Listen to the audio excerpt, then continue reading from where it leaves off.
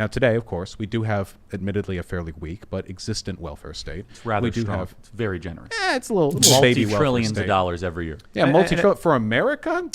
I will say You can get Quadrillions. $70,000 in value a year. That's plenty. I want a UBI. Oh my we can God. go way harder. We do have UBI. We just implemented it with the stimulus. No, we didn't. No, Oh well, my- wait, hold on. Yes, the What child the tax. Well, no, People that's got really cash good. checks. We have UBI now. Well, That's not what a UBI is. long-standing program. You- I'll UBI admit is that. whatever We I want. tried UBI and crime. The more UBI, Well, hold the on, more wait, hold on. communism it Wait, is. I need to reject the Yeah. spurious. Send checks. People commit crimes. Huh. That's- Hold on, this is a spurious correlation, okay? First of all, you will not be able to Push find back on all any that, analysis please. that attributes...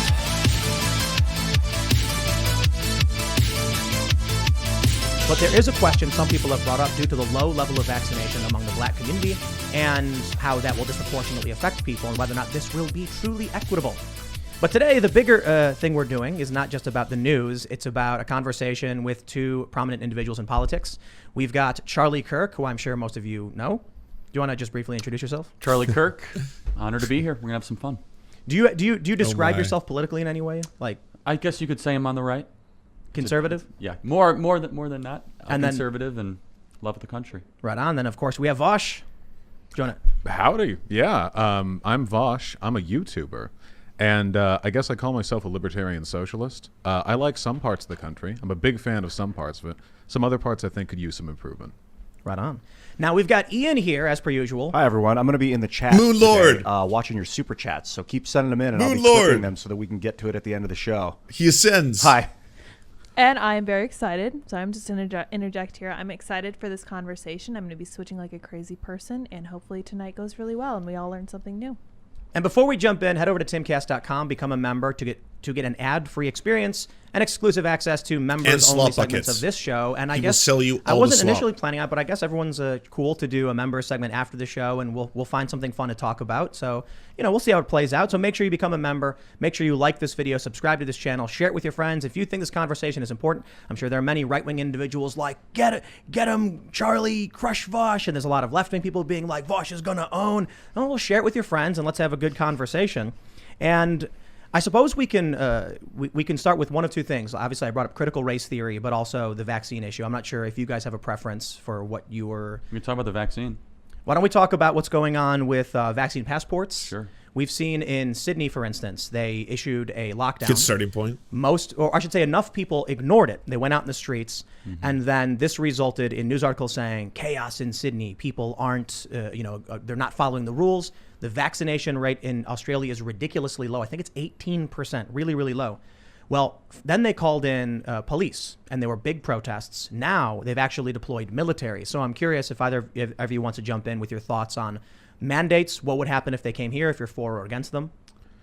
Look, there are elements of mandates that I can agree with. We've already set standards for other things like the MMR vaccine, very basic standard vaccines that we expect everyone to get before they can go to school, travel. And I think for the most part that's worked. We've eradicated plagues from the world. I think we should be proud of that.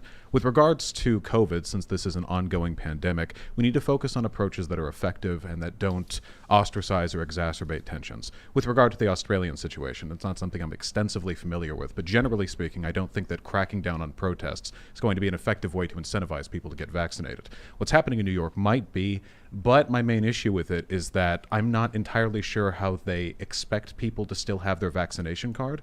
I know that there's been some confusion from the beginning as to whether or not you should keep that. I know people have thrown theirs away. They made it too big for wallets. It just felt a little bit haphazardly planned from the forego, so that's unfortunate. Maybe they can find other ways to incentivize it, like for example in schools where they have a direct access to government records where they wouldn't have to use those little cards. That might be a little bit better. I guess we'll have to see.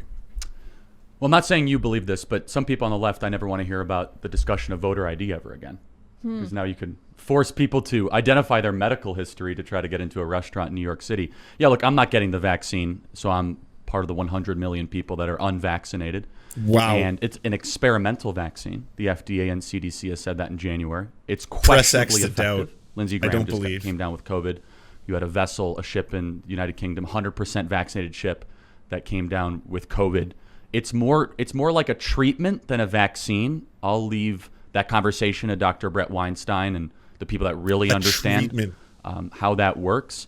But yeah, this is medical apartheid. This is trying to create a two-tiered system where if you don't make the roast him. proper Roast medical him. decision, This is all so wrong. you're not Everything able to he go to said was Broadway wrong. shows or go into restaurants, even when the efficacy of this vaccine is questionable at best. We see that in Israel, an 85% vaccinated country that's about to lock down again.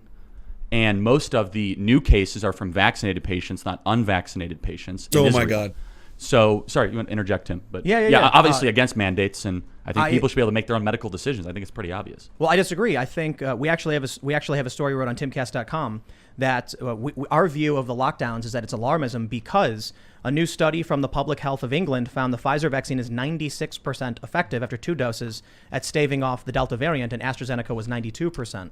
I can probably agree it's alarmism, but it's enough of an alarm for the public health leaders to undermine the argument that the vaccine is a solution to what would possibly satisfy the public. So- I mean, I was against the Self-promo. lockdowns in the first place. Let me be very clear when there was 1,000 deaths a day, not 334. But sorry, go ahead. Well, a couple of points on this. First of all, it's experimental in the sense that there was an expedited process for its release, but there have been full and extensive studies taken on the safety and effectiveness of these vaccines. The reason why the FDA study hasn't been finished, the reason why it hasn't been fully vetted, isn't because they're looking for long-term health effects. It's because they're determining the extent to which it protects you over a long period of time. Ergo, the fact of the matter is, by all available data, this is undeniably much safer to get the vaccine. I mean, by orders of magnitude. let me ask you a question. Well, wait, a couple things, because you said a few things there. There are some instances where areas have more people being infected if they're already vaccinated. But if you take a look at, this is like data mining.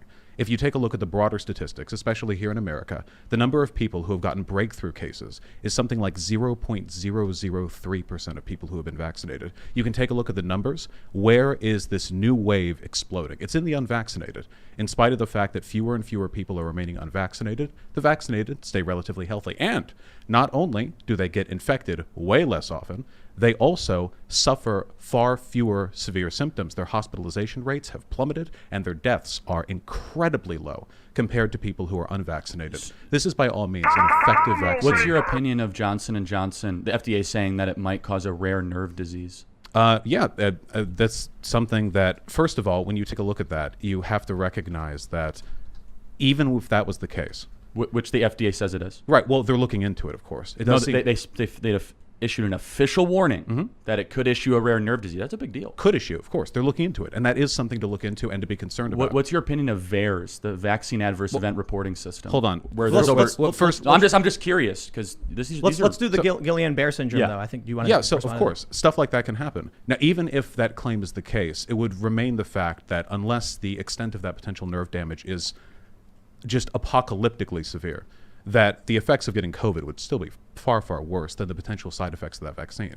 However, you. if you were to say, let's say worst case, Johnson & Johnson, it's not viable, that gets pulled, we see what the consequences are, that doesn't really speak against the greater viability of the vaccines. I got Pfizer, for example. We're talking hundreds of millions of people who have either been protected against the vaccine in part, or if they get it, against the virus, or if they get it, their effects, their symptoms are much, much, much more manageable. So I just want to just play into the irony here that I'm the one criticizing the pharmaceutical companies and you're the one defending. I just think that's I think it's delicious. That's Well, wait, to be hold honest, on. That's it's an not a gotcha. extremely dishonest talking well, point. but- because I'm you're not peddling the praising- Pfizer vaccine. You're saying not- it's well, so well, effective. So well, many let's- people hold on, have taken hold on, it. let's- But I'm the one saying, hold on, maybe AstraZeneca, Moderna, Charlie. Johnson & Johnson, and Pfizer. This is let's Think- talk about thinks the that's a points he's gotcha. made. And No, I was just Yeah. enjoying the irony. Well, That's all. the thing is, it's not really like irony if you understand the issue at hand. See, my praise doesn't go to the pharmaceutical companies or their CEOs. It goes to the tireless workers who spend months and months and months developing these vaccines. I'm very Who's getting rich very big from fan. this vaccine? Well, hold on.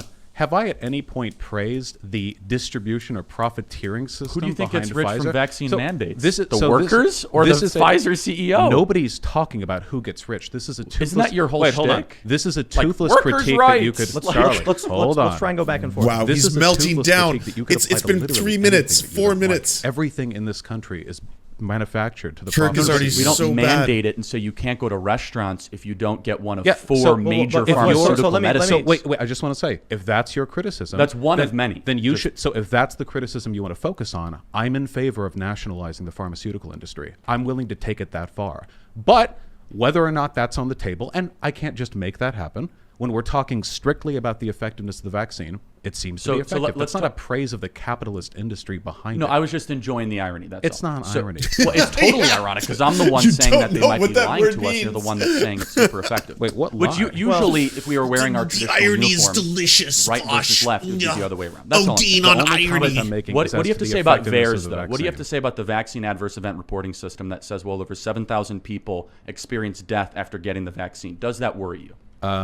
The VAERS system is entirely self-reported. I don't think it's generally used Do you think to it's form an accurate underreported metric. or overreported? With VAERS, it's almost impossible to say. You know what VAERS is, right? Can you tell me what VAERS Yeah, is? VAERS is a government website that physicians or individuals can submit complaints or concerns after an adverse event report from a vaccine. Since you cannot win in court against a vaccine production company, then they go through some process where the government then can distribute some form of remedy if you had an adverse event reaction. Right, That's what VAERS is. And researchers like it because if you take a vaccine or you get some other procedure, any medical drug done, you can report the effects there, and it can be a way of gathering sort of aggregate data concerning the effects of these potential treatments. The problem is researchers don't use this as a bulletproof way of determining the outcome or effect of anything because they're literally just unvetted online submissions that anybody can put in. So I agree. I ask you because I want to know, how do you arrive at the conclusion that how many people did you say Well, applied? it's VAERS' own data is 7,000 plus, and most of which, by the way, That anyone can submit. But no. I'm asking, By the how way, do you most of arrive- which are physicians submitted. Just so you know, these are the total number. the most of the submissions on the VAERS website are done by like family doctors or local physicians.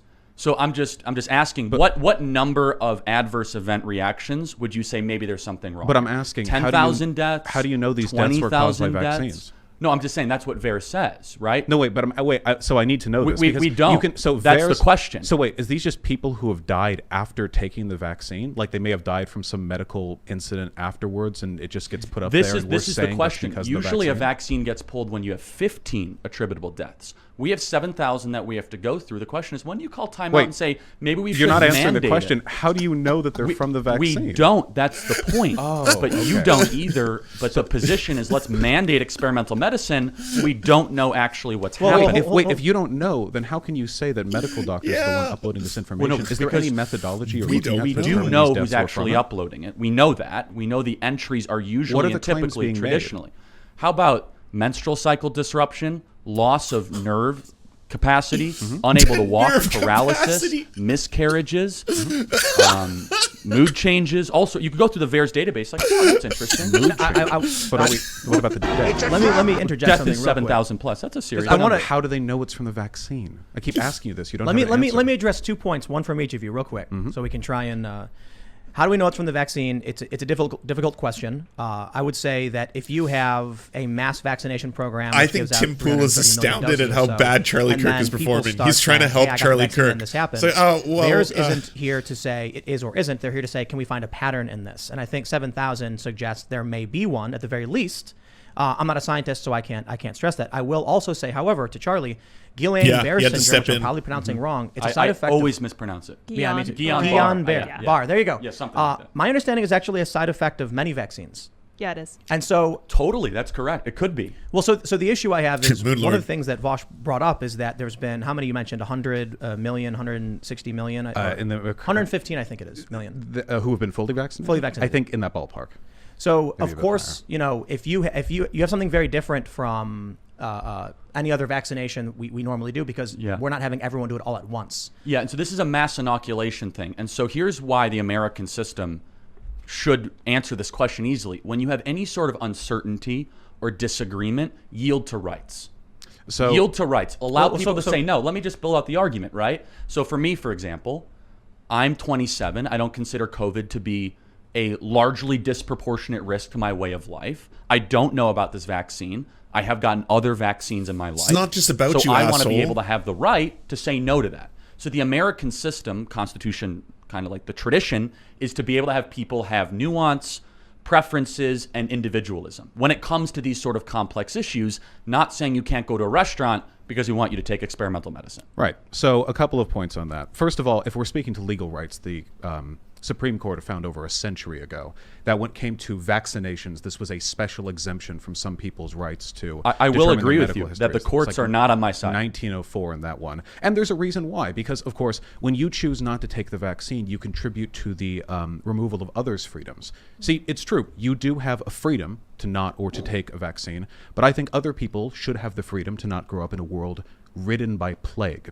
And with the way this disease, COVID, mutates with time, as all diseases do, inevitably, if it continues to circle the world long enough, and this is an international problem, not just an American one, new strains will develop, which will slowly ebb at the effectiveness of this set of vaccines. So it threatens all of us.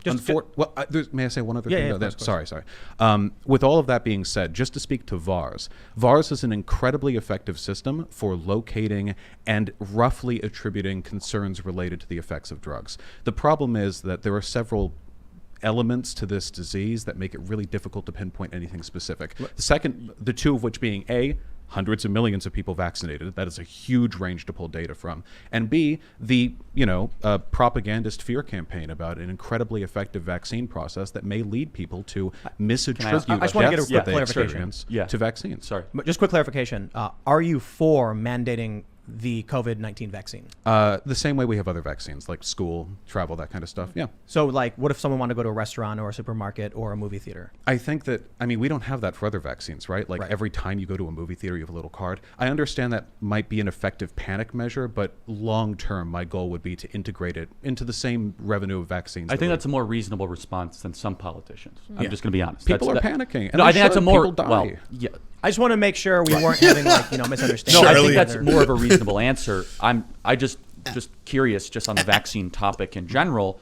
Are you concerned by Dr. Malone coming out, who literally invented the mRNA vaccine and says that there's a dangerous spike protein involved, and he encourages people to think twice before getting it? Does that move you at all? Well, you're free to speak with your doctor. When it comes to Dr. Malone, just his specific commentary. The guy who invented this type of vaccine. Well, I'm not a PhD, and I doubt that he was directly involved in the production of these vaccines. No, he literally invented this type the of mRNA, vaccine. but with the Johnson & Johnson, the Pfizer, the Moderna. But he's very, very aware of the sort of accelerated implementation. He's trying to call time out and tell people this is not like any other vaccine. Does that worry you? His claim is that it involves a spike protein. It was rushed to market. It's going to have side effects. You don't understand it like I did. I invented this. And you got to think twice before mandating it or even taking it if you're under a certain age. Does that bother you? What makes the current retinue of vaccines that we take, the mRNA process, different from other mRNA vaccines? It doesn't involve the spike protein, according to him, the same composition as like the measles, mumps, rubella type vaccine or the chickenpox vaccine. Well, those weren't mRNA. The process wasn't developed back during the MMR vaccine. Totally, but some of them are getting updated for the more mRNA type technology. Right? He wasn't involved in the production of these modern vaccines. How could he possibly have any comment on any of the rigors or tests that were done before? Because he invented this type of vaccine. I'm just saying, does that bother you? Do you think he's just like a fear propagandist? And like, no, he may well have concerns, but those are concerns that I would rather have addressed by the scientific community rather than, with respect to you and myself, YouTubers.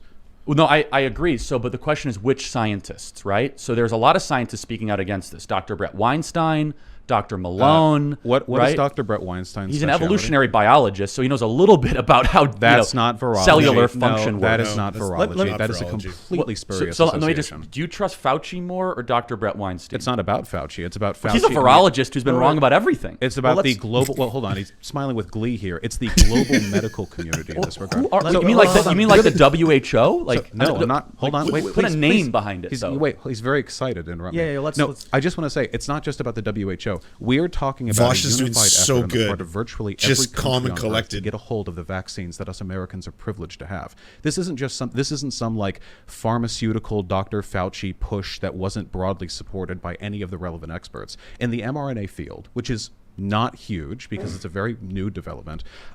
Internationally, there is a demand for these vaccines. I wanted to add, just based on what you had said, I can pull up Reuters. Their fact check is that vaccines are not, quote, cytotoxic.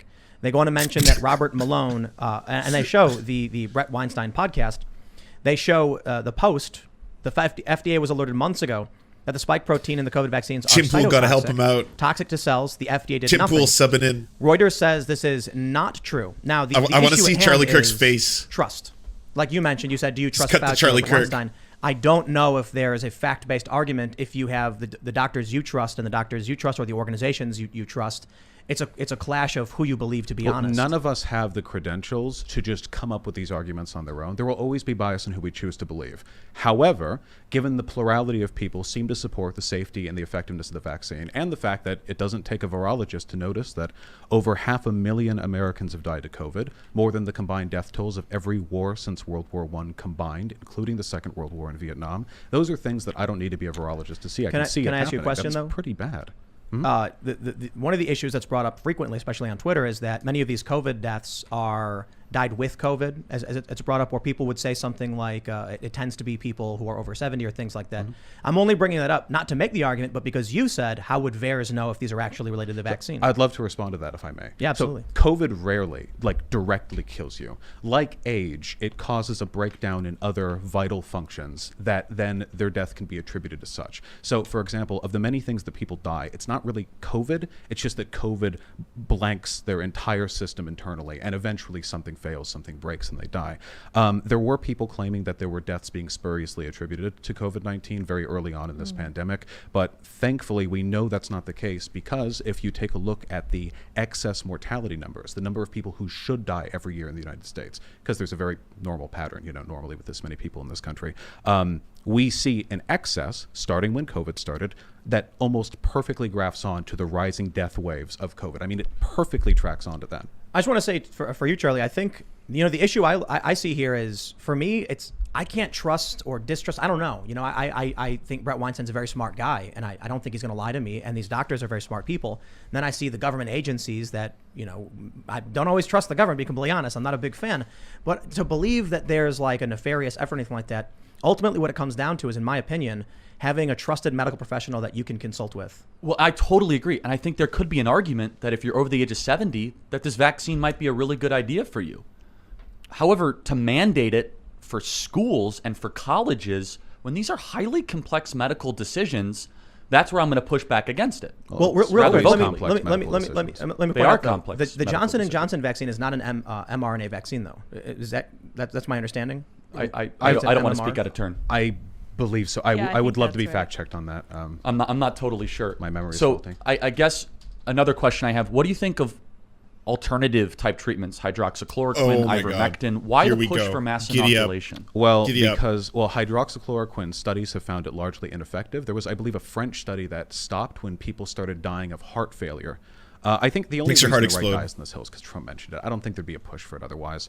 The vaccines are the effective way at getting mass populations inoculated. And while it is true that most of the people who die are ancient, the fact remains that people experience long-term side effects from getting COVID, even if they survive. I know people who are in their 30s, and me, a blistering 27-year-old myself, I'm not especially worried, but I've heard them talk about how much harder it is for them to climb up flights of stairs. I know that erectile dysfunction, fellas, is one of the listed potential side effects of getting COVID, even young, healthy, no other problems. It is true that death is most comorbid with age and pre-existing conditions, but still.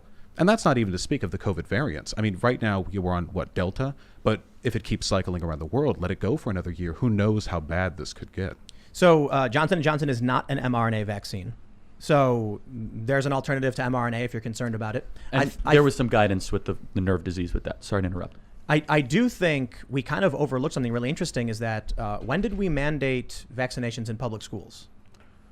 Well, I know the Supreme Court case concerning this was in 1904, Yeah. so I would know it would have to have been earlier than that. I know that Washington even had his troops vaccinated, though I forget. For smallpox. Yeah. Smallpox, was it? Yeah. Which is pretty crazy to think about. Inoculated, not Yeah, you're right. Right, I don't know what they did, hit people with a rock and then It was pour like liquid they had like a in. needle, I think. It was- and they would yeah. they would prick you with the needle that had like a weakened sample or something. And they would have had to forge that needle, like with a give it a- blacksmith. Isn't that crazy to think about? Like Washington's I know, like someone pouring it, and then Yeah. today it's just a machine that makes it. It's just wild to think about. Well, so, man, I think the real issue for the most part is just mandatory. Well, I just also have another question. Do you think that there might be any bad motives behind these four companies, AstraZeneca, Moderna, Pfizer, and Johnson & Johnson, considering they are big pharma and they pursue profits, Profit. which generally, as a Profit. libertarian socialist, you're skeptical of? Do you think answer is maybe profit. they might have nefarious motives? Oh, their intentions are reprehensible. They have for many years made money off the backs of American deaths. The opioid crisis is almost entirely attributable to the And the malfeasance. Sackler family. Yeah, It's capitalism. No moral love for these companies. If this could be, and by the way, the mRNA process was developed through public funding. It was, an effort invested in by the collective good, something I'm generally supportive of. When it comes to these companies themselves, and when I say, go get your Pfizer vaccine, whatever, please do not mistake this or anything else that I say for an endorsement of the practices of these companies. It is only through cruel twist of fate and the economic system we live in that they are the ones put in a position to handle this. But it was the workers at those companies, not the CEOs, who did the work. I'm just curious, does that ever make you stop short and say, maybe they're trying to massively inoculate us on a vaccine that might not be as effective to try to pursue profit, not well-being? Does that ever enter into your It's a calculation? consideration. It's a consideration you should take about anything produced by any company that's run for profit, which is everything. Basically every need in American society is tempered by the knowledge that there are people out there who are paid very large salaries to sell it to you. This is the case for everything we do, everything we eat.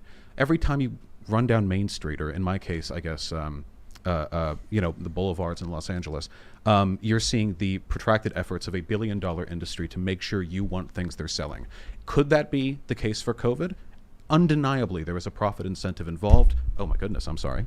And there was probably a protracted effort on the part of these companies to make sure Mike they were won this first. They debate. probably took every dirty advantage they could What get. if the- But so- yeah, with the data available, I have to still, much as I would say, hey, I would prefer eating McDonald's food to starvation, I have to say this is probably still something we should be doing. Do you want to do? I don't want to stand. It's been 20 minutes. Oh, No, Do for you sure. wanna- Do you want to make a Vaush is final point? Maybe you would Crushing starve it. instead I of actually think McDonald's, this I has don't been know. really Crushing it. constructive and not like that. I think it's been inflammatory. embarrassing for you. I think that absolutely embarrassing. deep down you have this kind of, urge that I'm already there, where maybe they want this thing to go on for another decade to go make another $100 billion. And maybe the cheap drug of hydroxychloroquine or ivermectin might work better than they might think. I don't have that urge. Other studies would disagree with you earlier. We could change the topic. I just think it's So that was a pivot? healthy discourse. Can I meet in the middle Pivot. on that one, on that very last one? Pivot. I do not trust the pharmaceutical industries, though the available evidence does seem to point to the effectiveness of the vaccines. I say this, nationalize the pharma industry. Seriously.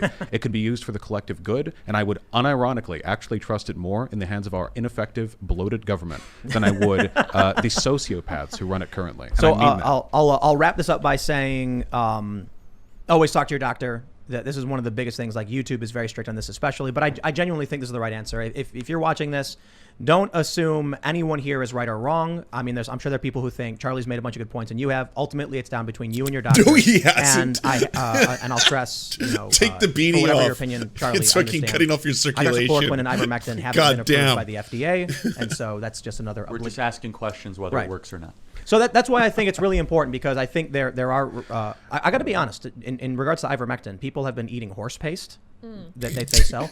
I looked up what the FDA says about it. They say do not do this, and they actually give a very good reason. They say, although people are claiming that if an animal can take it, Horse someone else can, that's not paste. true. There's some things that dogs can't have that humans can. So Right. please talk to your doctor, and I definitely hope we can continue having questions, Oh my debates about God. this stuff, because Thank that God was Vaush is vastly there. important. I'm really glad you guys were able to have that conversation. I hadn't even heard of the horse paste thing. That's Yes. horrifying. Ivermectin is technically a drug for horses. It's Veterinary. off-label use. Oh. Yeah, it's a dewormer, and so you can go to like Tractor Supply, and they have a sign that says like "Do not eat this," and please. Any drug for horses will burn a human out from the inside. feel Those like it things might, are. yeah. You've been near horses. Fucking ketamine Andy. So Ketamine Andy let's over talk here. about the other big topic, critical race theory. That's the one that I had a terrible Giddy answer. Absolutely, when you asked me about it. And it was because I think my approach to it was too surface level cultural. So the last time we had Vaush on, when you asked me about it, I couldn't give you a good answer.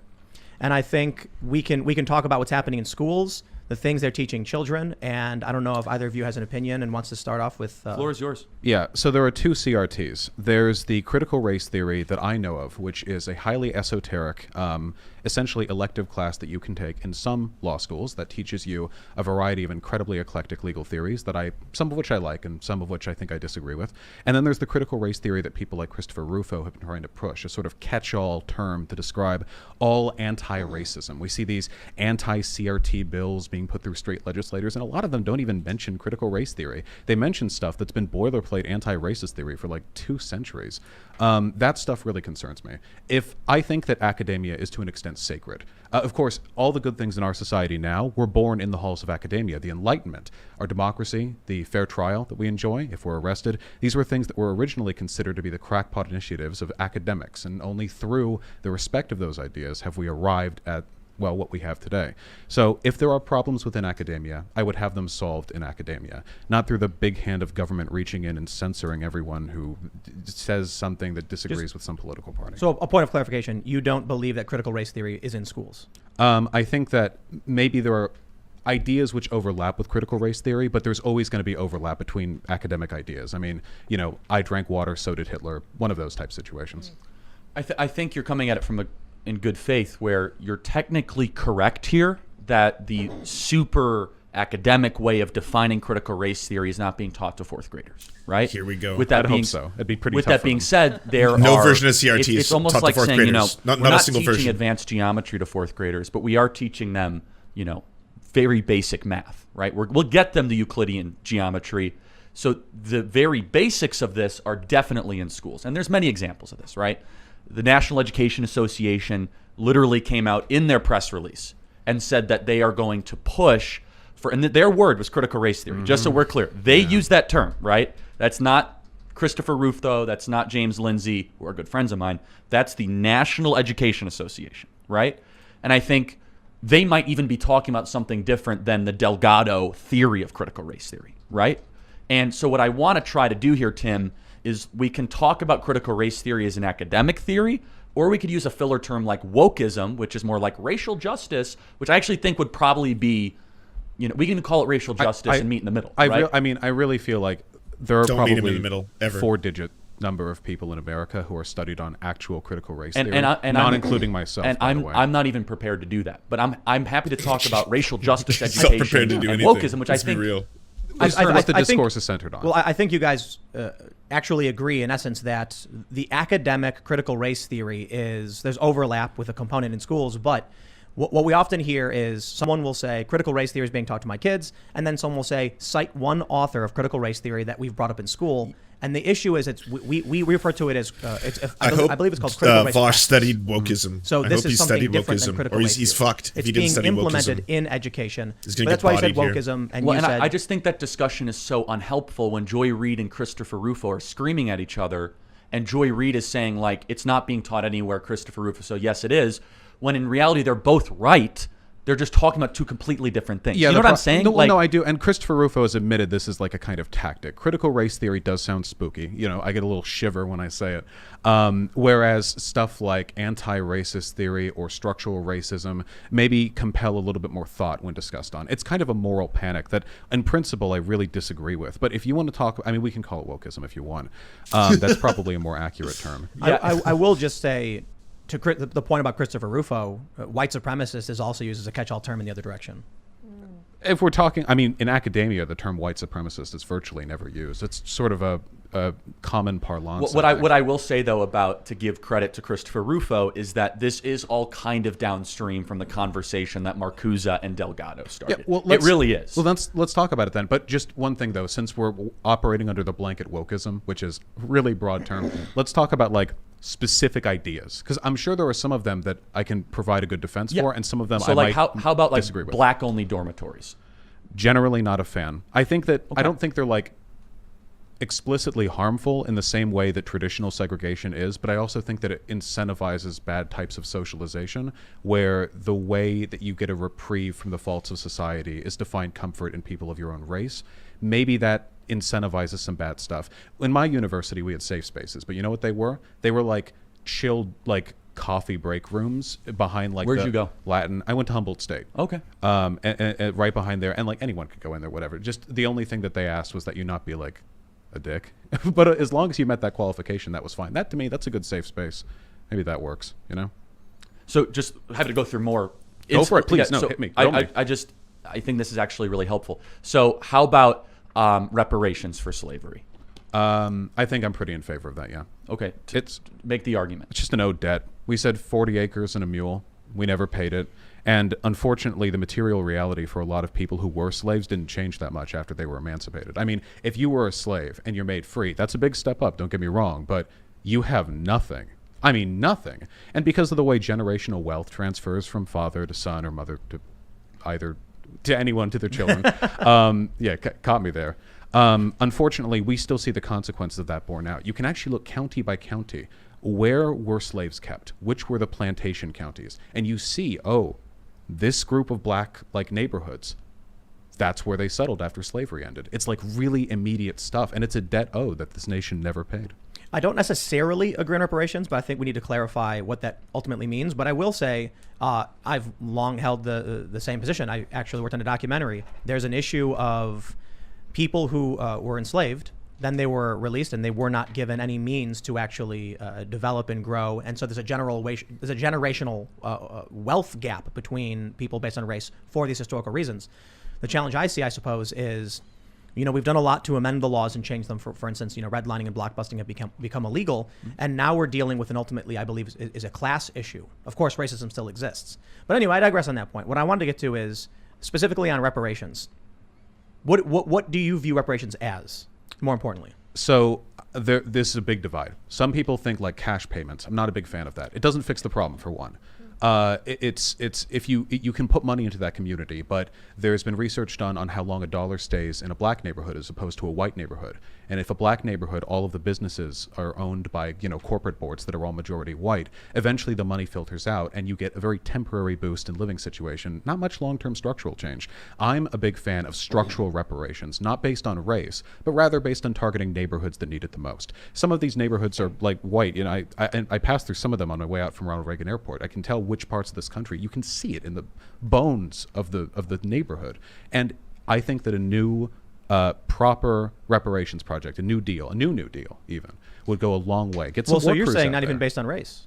I think that we should recognize that this is largely a racial project because, unfortunately, poverty and race are really intertwined in this country. But in terms of applying it, I think that it would be much more healthy if we treated it like a collective effort to bring up the lowest sort of echelon of our economic. So I want to ask you, Yes. Charlie, would you agree with a program that was how do I describe this? Explained as reparations, but was not based on race, went to people based on class and neighborhood, so that it could help Latinos and white people and Asians and everybody? First of all, I'm against reparations. I just don't like the word because it kind of implies this intergenerational type guilt or allowance that I kind of reject, and I'm happy to build that out further. Do I agree that the question is mostly class? Oh, absolutely. And I think that Vaush is hitting on something, and I think that you're saying that it's inherently racial. I really want to explore that with you because I think that's interesting. I think you're wrong, but I think that's interesting, where I think the racial thing is actually being used to distract people like you and I from actually talking about what's really happening here, which is a small group of people getting a lot richer while normal people get poor. And I think the racial thing is being used as this distraction tool to throw smokescreen in the middle while we're talking about something that we're never really going to have consensus on, when the true struggle right now is mainly economic. Yeah, well, I think that applying reparations along racial lines runs into a bunch of really tough issues. Which neighborhoods? Do you go by like blood? Like, can you prove your great-great-grandfather was a slave?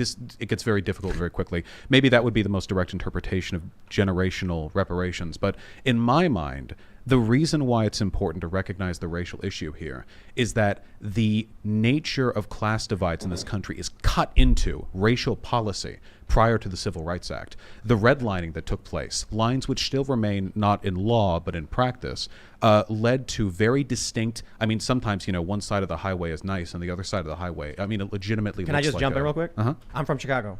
47th Street was split by race. No joke. This has long-standing effects on the city. Just to point out. No, and I grew up in LA, and on either side of the 5, which cut through the city, or the 405, sorry. Let me right just there. interject something too, and I don't know if you're familiar. We were actually told that we would be arrested from the south side of 47th if we crossed 47th. we would get arrested because the cops would pull up and say, "You don't live in this neighborhood. What are you doing here?" I'm from the suburbs of Chicago, so I've heard stories like that. I mean, like, it's very, Oh, the very mean clear to say I'm not suburbs. from Chicago. Nice. I grew up in Beverly Hills, which is close though to West Hollywood and Koreatown, and the lines are clear as day. The reason I say that though about like the racial project is that because explicit discrimination is no longer in the law. We've pretty much wiped that out, with the exception of some, I guess, edge cases. The project of systemic racism, or the existence of systemic racism, is something which is carried through class by inertia. It isn't something you can explicitly legislate along anymore. I mean, obviously, nobody's out there passing laws like black people can't do this. That'd be silly. But instead, the consequences of slavery and of second-class citizenship for black people left unaddressed, a wound left to fester that unfortunately can't really heal itself inertially unless we do something specific. So the issue with that argument is that the more that we intervened in the black community, it actually had the opposite effect. And Thomas Sowell probably has done the best research and literature on this. You can laugh all you want. He's got a lot of credentials. I wasn't trying to besmirch. He's a very thoughtful thinker, and he actually lived through this, right? He lived through the Black Renaissance in the 40s and the 50s. It's the where only redlining black was a academic legitimate that, problem. like, So is Republicans yellowlining, like to by the cite. way, against Italians, It's the only and against one. Jews.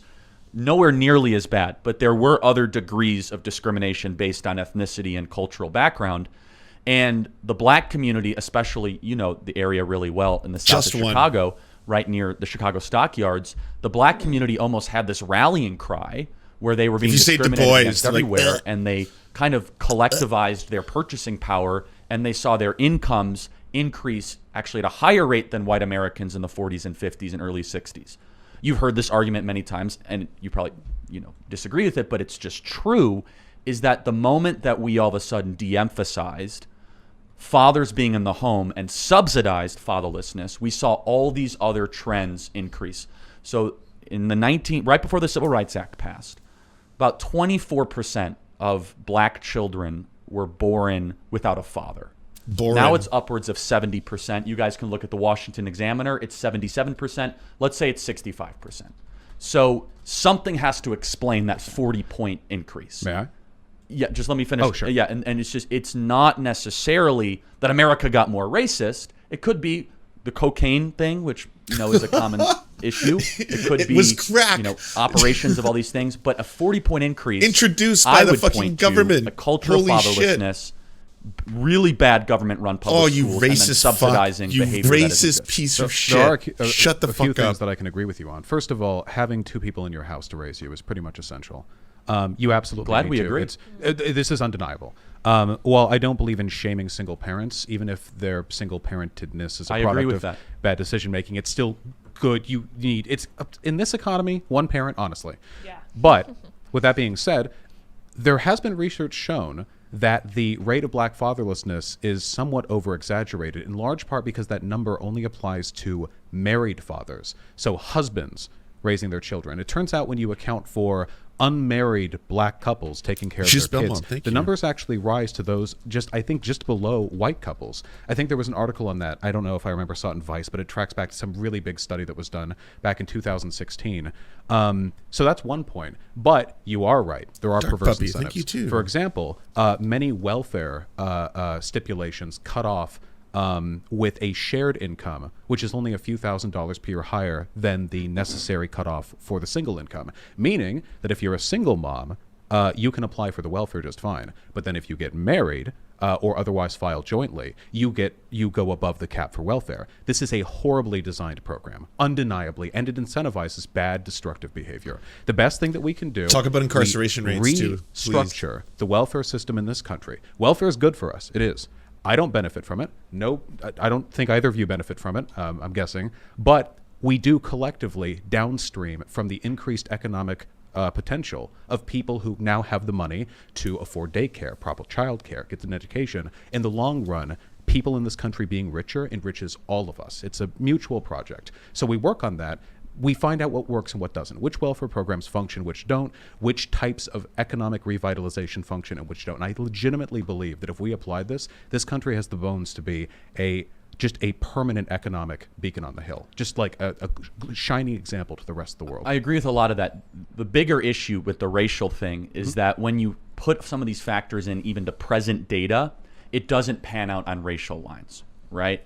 And this is where I think you'll agree, because you just said 2 parents in the home is a good thing, which we totally agree on. I think that's the ideal. Everything shows that that is something that we should, push for. 3 parents maybe, getting even better. Oh yeah, 50%. yeah, Hope it polyamorous works that way. relationships. Yeah. Not a fan. Fuck yeah. But I will say that if you look at the data from the government, that a white child being raised by a single mother is less likely to succeed by 10 independently picked metrics than a black child being raised by a mother and a father. And so maybe it's less about the skin color and more about the removal of parents and specifically fathers in the homes. Now, if you want to talk about a domestic Marshall Plan to go put fathers back in the home regardless of skin color, I will sign up for that in a second. With the right welfare, the right systems, I think people will tend to their own families. But that would then all of a sudden de-emphasize what you said earlier, where it says it needs to be on racial lines, where I say, no, it needs to be on nuclear family lines. Well, no, I think that the neighborhood revitalization should just be on like a sort of class assessment. I think that when we recognize this problem, though, there are so many trends when it comes to poverty that involve the discussion of race, and there are some which do not. There are some types of poverty, some effects that are just ubiquitous and equally felt.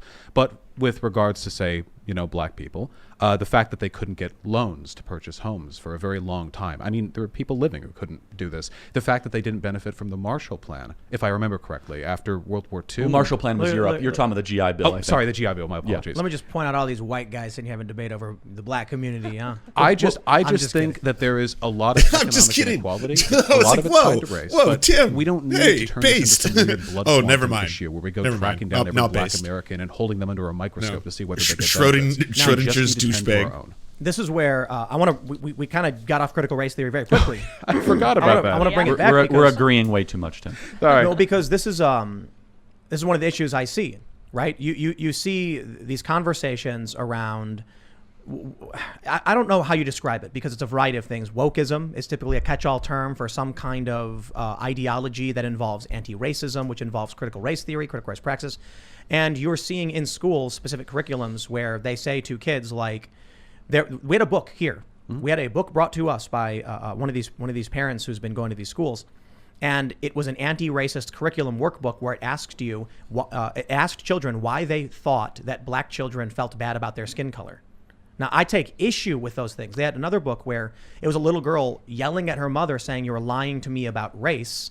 And then there was a whiteness contract with a devil tail coming out of it. Okay, I saw that one. Yeah, these are in schools. Yeah, okay. So the whiteness devil tail thing, I saw that. That's indefensible. Yeah. I'm not going to stand at that. With regards to that, what was it? Why do you think black folk feel bad about their skin? And I'll be careful because I don't have the book in front of me. It was something. So to many this effect. anecdotes. It was a bunch of questions Anecdote where it would ask beanie. you things like that and then ask you to answer. What have you done to make someone based on their skin color behave or whatever, and things of that nature. I think these are conversations that are worth having. I wonder, with regards to what you're saying, do you know what grade level these were at? I think she mentioned the woman. It was Asra. Yeah, Azra. I think 4th grade. Yeah, that's what By the way, But I none of gotta this be is honest, CRT. like, the anti-racist one. None of what he's talking didn't about is have CRT. Any pictures None or of anything. this. It was just questions, and I think she mentioned it was in a 3rd grade. The what was it called? What was the book called about the whiteness contract? The one you said was indefensible. That one was like a little girl who looked Hey, to be what up, like 8 Dave? years old. So Good to see you, brother. I saw that online. Can I ask a question? So let's go to just piece, Yeah, sure. Go issue for by it. issue. Ibram X. Kendi, who's kind of one of the, archangels of the wokeism movement. Beloved figure in the minds of conservatives and liberals alike. So Ibram X. Kendi, and I'm paraphrasing, and you guys could pick up the quote, is that we need discrimination today because there was discrimination yesterday. That's the essence of the quote, right, Tim? yeah, he said the only solution for past discrimination is present discrimination, and the only solution for present discrimination is future discrimination. So I find that to be reprehensible. What say you? I think it's misguided in large part because I don't believe if there was some God who could just distribute all resources in a perfectly ordained way and did so at the snap of a finger, then maybe that would be a decent argument. In the real world, we have to go through politics, and any kind of discriminatory treatment under any circumstances, no matter how well intentioned, is going to have adverse effects. So with regard to what he said, there is a very charitable interpretation, and that charitable interpretation is discriminatory practices in the past necessitate favorable practices today, a way of bringing people up. My reparations argument, I mean, the poor in this country have always had it bad, at least worse than they could otherwise. That is essentially a version of that argument. Preferable treatment towards the poor. We do this with welfare because there are systemic barriers keeping them from full participation. Along racial lines, I don't even know what that would look like. I don't even know how that would look good. I'm not a big fan of He affirmative wrote an action. amendment, Harvard. right, called the Anti-Racist Amendment to the Constitution. It's not being considered anytime soon. Where it would be preference. You'll see, Biden will get it. Yeah. Vaush is Based on crushing skin color, right that now. there would be some sort of accommodation If you're based asking, just by the for people melanin asking. content in your skin. There is one thing I want to say, though, and this is common in upper academia, and I know IDRIM sometimes gets brought into non-academic discussions, which I don't consider myself an academic, so I'm including myself in that. But sometimes I think these are fun to discuss, these ideas. What I noticed, at least in some of the classes that I took, the higher-end classes, was that sometimes when you were presented ideas, they were presented not to have you agree with them, but rather to incentivize the greatest discussion. For example, I wasn't an economist, but I did learn about Karl Marx. Now, not many professors are actual Marxists, unfortunately. So when Marx was brought up in that context, it wasn't like, here's what you need to know, here's what you should believe. It was more, here are some ideas, radical and agreeable. What do you think about them? And when I look at what Kendi has written, I don't often agree with some of the more radical propositions, but I do enjoy the process. And I don't think that's something which should warrant the state intervening to cut out those discussions. I think that's a great brutish response. It's a great segue if I could go. So the next question then is, should we be teaching first and second and third graders to be hyper conscious aware of race all the time? I think that's destructive. I think it goes against the American does promise that? of e pluribus unum, of caring more about character than skin What color. And school yes, Martin Luther King does Jr. this? was a mixed Where- bag when it came to this stuff. Citation But he needed. was a very radical socialist Citation, in some please. regard, but he really hit it perfectly when he said that this was the ideal of the American system. Do you see any downsides to getting 3-year-olds just caring, not 3-year-olds, third graders caring about the color of people's skin all the time? Even Well, I think depending on their environment, they might already, whether they know it or not, in very implicit and subtle ways. We know from tests done, for example, on like little kids, like 4-year-olds or whatever, that some elements of implicit racial bias already infect their thinking. Now, that isn't a moral judgment. We're all flawed beings. We live and we die. We all have biases. That is just a part of life. But I think conversations about those things can be valuable. I don't believe we live in a colorblind world, so teaching people that we do can often lead them to remain ignorant to evident problems. Now, to what extent would you be comfortable, what would you say, like bringing a racial consciousness to third graders? For me, very little to none. As don't care about it, de-emphasize it, look at the spirit, the soul, the conduct, and the character of the human being. Their skin color means nothing. The soul. Not saying that you should start Let's to teach third graders about emphasize, organize souls. Hey, what kids. people look like, because therefore it means something that we're going to tell you. A great example is that this is Can't teach the you all about textbook racism, definition of but let's see stereotype, what color your right? soul is. Is that if you see a black person, you don't know their history. You don't know if they're the son of a Nigerian billionaire. You don't know if they're an immigrant from Turks and Caicos, and you don't know if they're the 9th generation descendant of slaves, right? There's been 2 million blacks that have come to America legally through the immigration process since 1980. So this sort of hyper fixation on race, and I want to keep on getting back to this because I'm just curious, is How do you many think it's Nigerian actually princes does he know? when It's there an actually might email be stuff that scam. 90% He's of the talking country about agrees on? email Do you scams. think this actually might be a smokescreen tactic? Well, it really depends on what's being taught. So here are some things I obviously don't want taught. One group is better than another, of course, black people are like this, white people are like this. That is This being isn't- taught in some schools. There just are so we're some clear. schools that do that, and while I would look to see their curriculum mended, I just don't want to implicitly agree with like a state ban. I would see adjustments done. But there are some things that I think could be done well, for example. Yeah, those are Say real you're hard teaching about blacks. very basic early history, This is where I wanted to get to. Yeah, This okay. is important. So here are some things about America's founding Charlie. that I like. One of the first practical liberal democracies, glory of the republic. Folks had nice hair back then. Not I a don't- democracy, but a republic. Right. That's Well, okay. I mean, they're not mutually exclusive, and we of course did more to fulfill the promise of a democracy with time. But obviously, when America was founded, it was a slave state. 1 in every 6 people in America at that time was human property. Can I ask you a question? Sure. Yes. How many states had abolished slavery by the time the Constitution was ratified?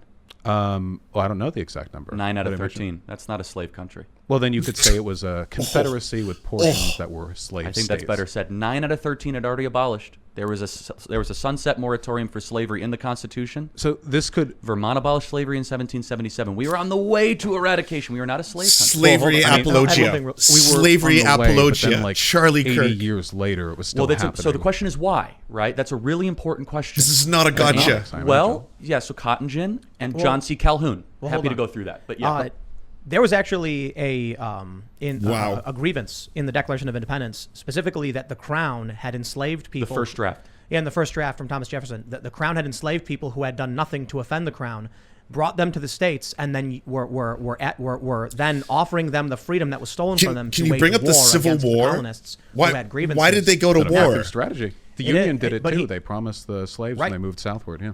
Jefferson took that out, and he did it because they felt, and this is according to historians, that without, I think it was South Carolina and Georgia, they would not have been able to win the Revolutionary War, and so they had to remove that, That's exactly hoping right. they would stay in. Now, the reality is, I'll just say one more point. They thought they were going to lose anyway. They really did. They didn't think they could go up against the greatest empire in the world at the time.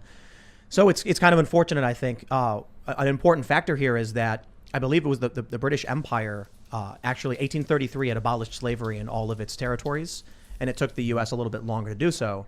But I want to make sure I stress, this issue for the start of the country was contentious and ultimately led to violence because from the beginning, as Charlie pointed out, most of the states had already abolished this. So it was like people were ready to fight from the beginning. I just want to say to that, my understanding of the founding of America isn't as simplistic as the founding fathers were evil because X or Y. I recognize, of course, that And I appreciate that. there are incredible complexities to those issues. And also, I'm not a historian. There are probably tons of things out there I don't even know that might change my opinion in the future. But with that being said, while I recognize there were fine-bodied, hearted, and souled Americans who recognized slavery was a moral aberration from the get-go, 1 in every 6 Americans was owned. And while that may have been constrained to some of the states, it was still ultimately under the purview of the federal government to make decisions with regards to the legality and constitutionality of that.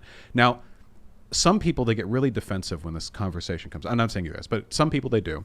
And I think it's because they think I'm assigning some kind of moral worth to them now or to the country now or making some kind of broad prescriptive statement. I'm not.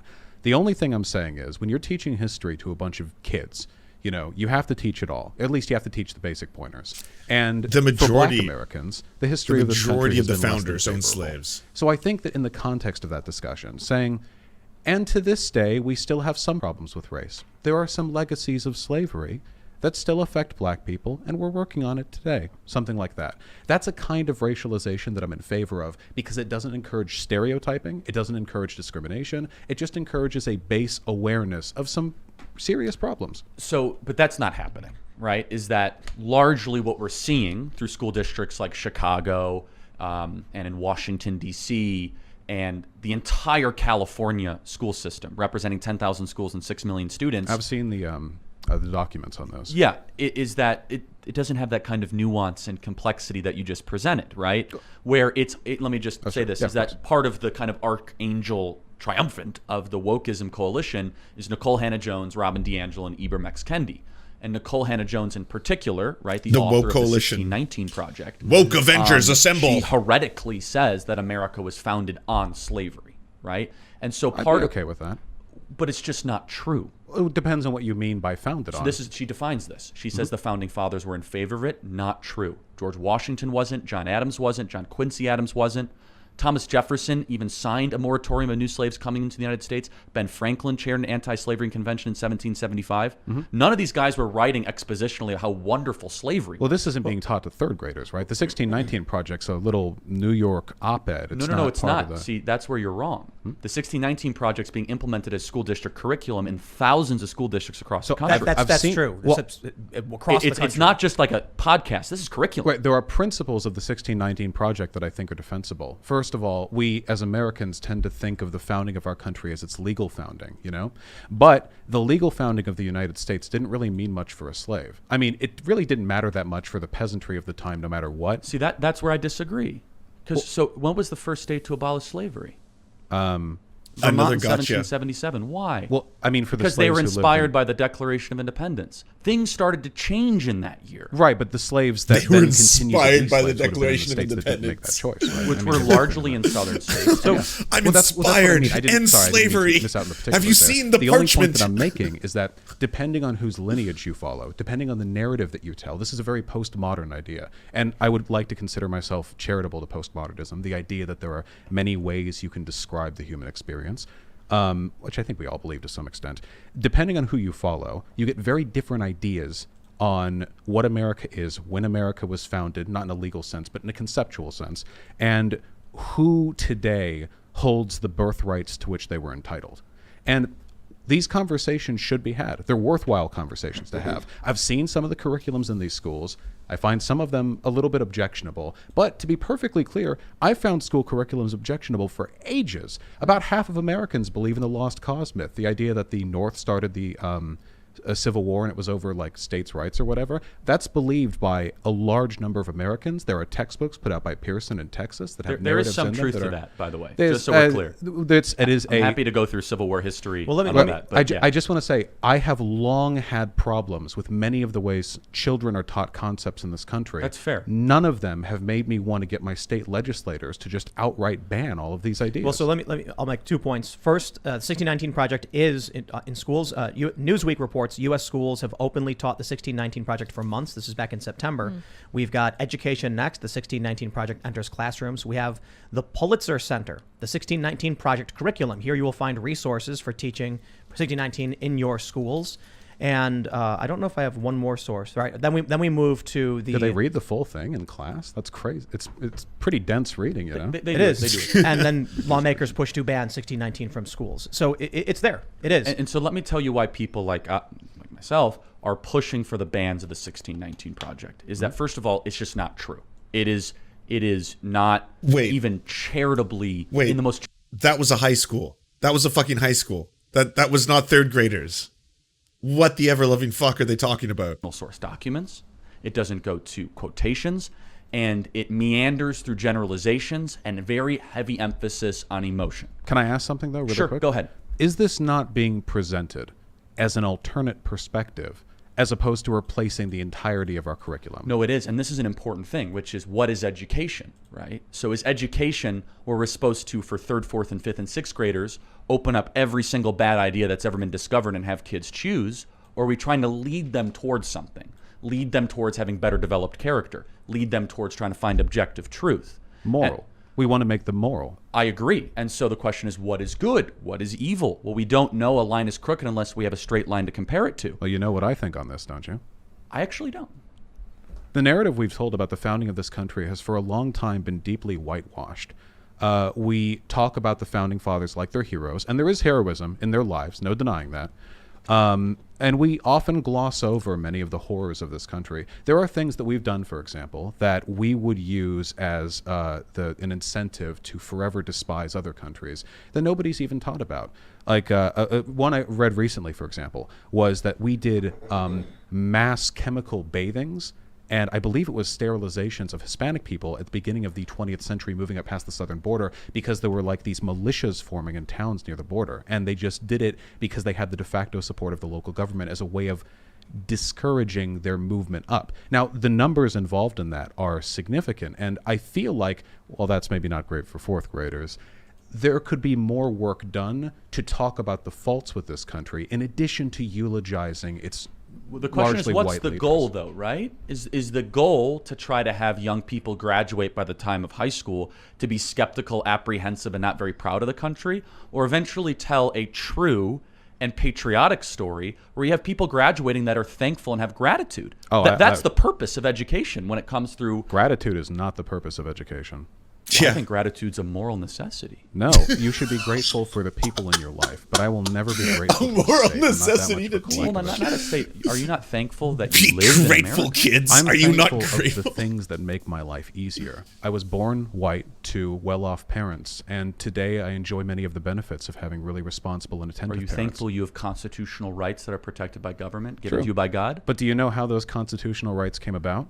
They were fought They for by were- whiny bitches like me who were never satisfied with what they were already They given. were granted by God, protected in the They Constitution were in fought for 1787. by whiny, same as the 14th and 15th Given Amendments. by Everything Jesus. that's come since, we fought for them, and it is discontentedness Are you that thankful leads for us those to fight. people then? I'm thankful for their efforts, as am Okay. I Well, for there- the... there's some gratitude. Sure, I'm grateful to them, but patriotism...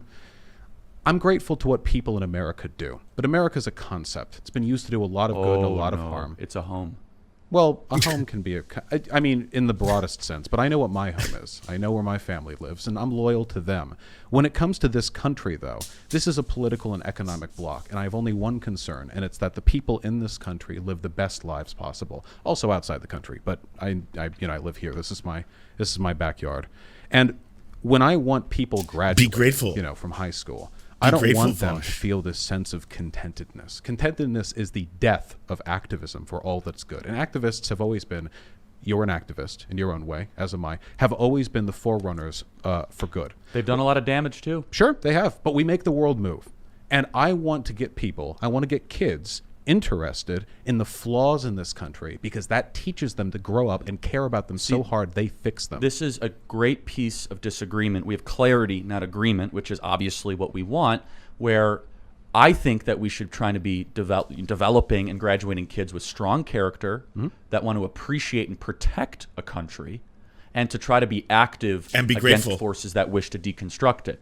Your goal, and that's we're just not going to persuade each other, is that you want to try to graduate activists that know the flaws and are willing to mobilize to try to fix them or to undo whatever system might be effectuating. Is that fair? As long as it's responsible and effective, yeah. There are Or ways just to learn do your progressive- history. Of course, I'm a progressive, so I'll say it's good by default, but there are ways to do it poorly. I disagree with people on the left constantly, either over issues of actual concept or issues of optics or issues of engagement. I always find something to disagree with people on. It's very fun living. But with all that being said, I have to wonder, is it not the prerogative, and I'm not assigning this to you, of tyrants to make sure that the children who graduate from their schools find no fault in the nations they're taught to love? See, I never said no fault, but you could be thankful for something and you can have a holistic view of something and understand that there were stumbles and there were missteps while also being pretty freaking proud of that something. How exceptional this project What is. if there are current problems, like today, We should talk about those. Like we already talked about fatherlessness, government overreach. Tim, you want to interject? Oh no, I think it's interesting to me. You're from the suburbs of Chicago. You Yes. you grew up in Beverly Hills. I somebody commented, I think it was on Twitter. They said that when they went to school, they weren't taught about Black Wall Street or the Tulsa bombings and things like that. And that's proof, or that shows that our schools are not teaching. And I was like, I was taught all those things. So In was I. Chicago. We were taught about the Trail of Tears. We were taught about westward expansion. We were taught about the violation of treaties. I was taught a lot as well. Yeah, we were taught a lot about that. When we learn history, what we're really learning is a story. I think it's called historiography. Obviously, when we're just looking at the facts of history, I mean, what is it, data and sheets, wrote transcriptions of things people have said. Nobody teaches that. You teach the story. And the story we've told for a long time has bowled over a lot of problems I think we should work to fix. Do we want people to be thankful? Sure. I don't want to... So we agree on that. Good. I don't want to stop teaching kids that there are undeniable things they should be happy for. For example, every day that I worked before I was a YouTuber, I thanked union activists back during the turn of the 20th century who gave us the 5-day work week, the 40-hour work week, who ensured that we had proper standards for lunch breaks and what have you. And they fought and they were whiny, and I'm sure a lot of them had really bad ideas besides the worker activism, but we all benefited from that. Do you ever think that as an activist, as a progressive, a libertarian socialist, is there ever a point where the activism actually does much more harm than good and the preservation of what already exists actually should be desirable? I would say that's the case with black separatists. There are some people in this country, not all of them are black, of course, but who believe that the racial problems between white and black Americans are irreparable, and that the best solution would be for black Americans to leave, or at the very least to form separate enclaves within this country. And that's nothing new, just so you know. I don't think that's it's very old. I think that's. I don't think that's what Charlie asked. He asked you if there. Do you want to rephrase? Yeah. it? Sorry if I misunderstood. Well, you were in the general area, but I guess the question is a heavy emphasis on activism for activism's sake, mobilizing for grievances.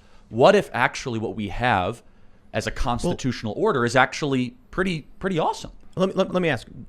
Do you think there are things worth Still 2v1 systems in place in the United States that are worth defending? That's a better way to word it. Yes. Do you believe that there are systems in place in the United States that we should defend and preserve? Yeah, for sure. I mean, there are ideas. For example, the concept of democracy, the concept of fair representation, the idea that anybody could have a chance if they make it here. These are ideas that I think are almost sacrosanct. I mean, I think they're almost existentially worthwhile. Now, to what extent does this country live up to those promises? In some ways, it does so better than most other countries, sometimes any other country. In other ways, it could do better. Income mobility here, which is the measure for how effectively this country manages its meritocratic systems, is higher in some European countries than it is here. The idea remains valuable to me, but I can't help but think maybe we could make it better. If making it better entails some highly destructive process that involves tearing down everything we've ever known and such, then, I mean, eventually you have to do a risk-reward benefit, right? So what I'm trying to caution you about is that the people pushing CRT or wokeism, they don't have the same sort of nuance that you do. These are revolutionaries that want to tear down the system. But I am as well. I just think that everything has its time. You just had kind of a little bit more of a moderated answer. But how often do actual critical race theorists come on like all of the talk show circuits that end up? I mean, we've had some. I mean, Joy Reid advocated for it, but the actual scholars. They're running Lockheed Martin, Northrop Grumman. They're running the United States military. They're running the way. They're assigning these ideas again. Wokeism. Let's use that. They're running Lockheed Martin. What the fuck are you talking about? They run the military-industrial complex. They do. I'm not a big fan of her, largely because I think her language incites a lot of negative discourse. I think that it's bad for publication. Maybe good in an academic setting. So not good to teach generals that. Like for some random people at like a business? Absolutely not. No. Generals in the military. Oh, yeah, sure. No. Because that's what's happening. Well, the big problem that I have, but keep in mind, that's not Oh my God. wokists running these things. What happens is this, and put pretty simply, the majority of Americans broadly are progressive on these issues. Support BLM, all these sort of broad cultural markers. So corporations and other large entities think we need to avoid a cancellation. We need to appeal to the business interests of this country. We need to do something to ingratiate ourselves to the majority. The Overton window. So oftentimes, and they've done Capitalism this for reflects it. decades, by the way, is they find some consultants, they pay them $300,000 Like Robin DiAngelo. To come on over there, and Robin DiAngelo's job, first and foremost, is to convince everyone who hires her that she was worth that money. It's just so woke is she gonna capitalism. come over there and write like a PowerPoint like, don't be racist, like, come on, be cool. No, she has to go all out. And what you get are these cringy, like the Coca-Cola PowerPoint, where you get, look, some of the things there are defensible. Does systemic racism exist? Sure. Should we be aware of the concept of like implicit bias? Yeah, fine. That's good. That's just normal human things, I think. But some of the language in there really made it seem like she wanted white people to feel a little bit bad. And I don't want white people to feel bad. I don't want anyone to feel guilty over who they are. What percentage of this country do you think supports Black Lives Matter? Well, I know that at its peak after George Floyd's murder, it was something like 71%. I think since then it's trended downwards. Is it gone below 50? Yes. And, wow. well, it depends on where you go. I use Civics. They have 237,458 responses from April 1st, 2018 to August 2nd, 2021. I think they do a pretty good job, but there's always, I know, a challenge with polls and whether they, their system. The peak support was 53% after the death of George Floyd. And opposition actually declined fairly steadily. There was no major spike in opposition. There was a major spike in support after the death of George Floyd. However, there was a rapid escalation of opposition. According to Civics, current support for Black Lives Matter is 45% and opposition is 42%. Those numbers are really different from what I might have looked at Pew Research. I couldn't tell about the methodology, which is more valid. Well, and it's actually, CRT, the filler word, is very unpopular. So I would look at it differently. I think these corporations have been infiltrated by highly motivated activists, which you've said the education system, the goal should be to create activists that have really bad ideas. And I think they're putting America on a trajectory that I think you are even concerned about. Because you said that there are some sacrosanct ideas, right? The sacrosanct ideas are general fair representation.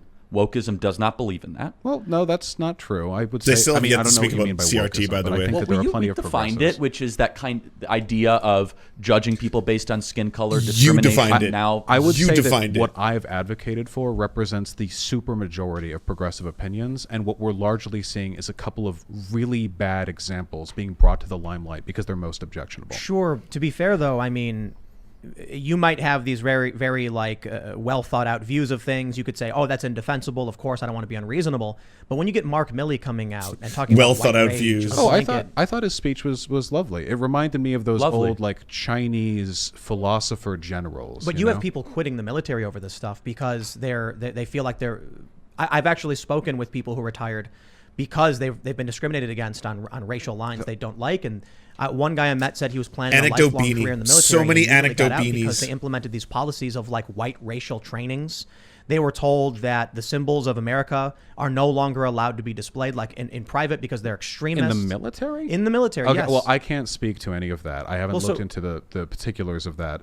The only thing I want to say is that it feels like with Robin DiAngelo, we've seen this pattern for decades now. I don't think it has anything to do with infiltration. I think it's the big ups, the CEOs, the project managers, whatever. They know there's some broader political, social, cultural trend happening, and they think, who's someone we could get? And if you look up racial sensitivity training on Google or anywhere else, some names are going to pop up, and we know which one comes up first, and they just hire that person because they've got money and they need to spend it before the end of the quarter so their budget doesn't get cut. Do you think that it should be? How's the right way to phrase this? If a corporation were to tell, say, white employees that they had inherent characteristics based on their race, or that they should undergo some kind of course or class based on their race, should businesses be allowed to do that? You mean legally or like morally? Both, you know.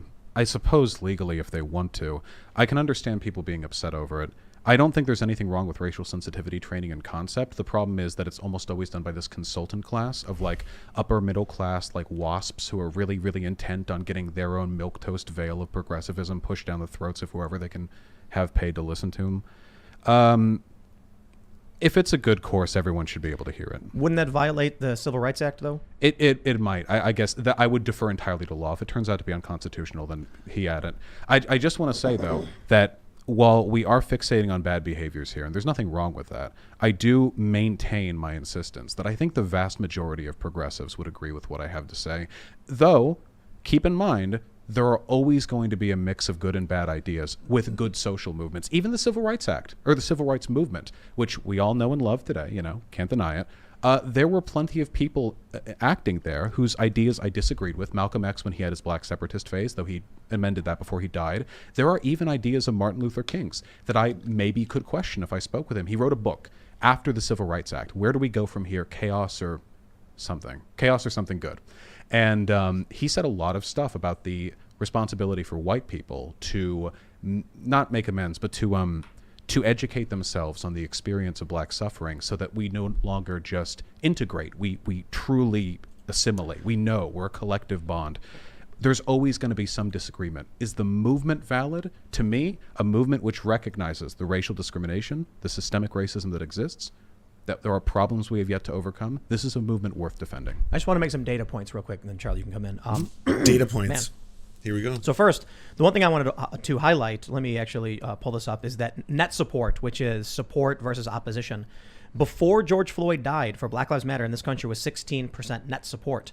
As of today, according to Civics, it's 3%.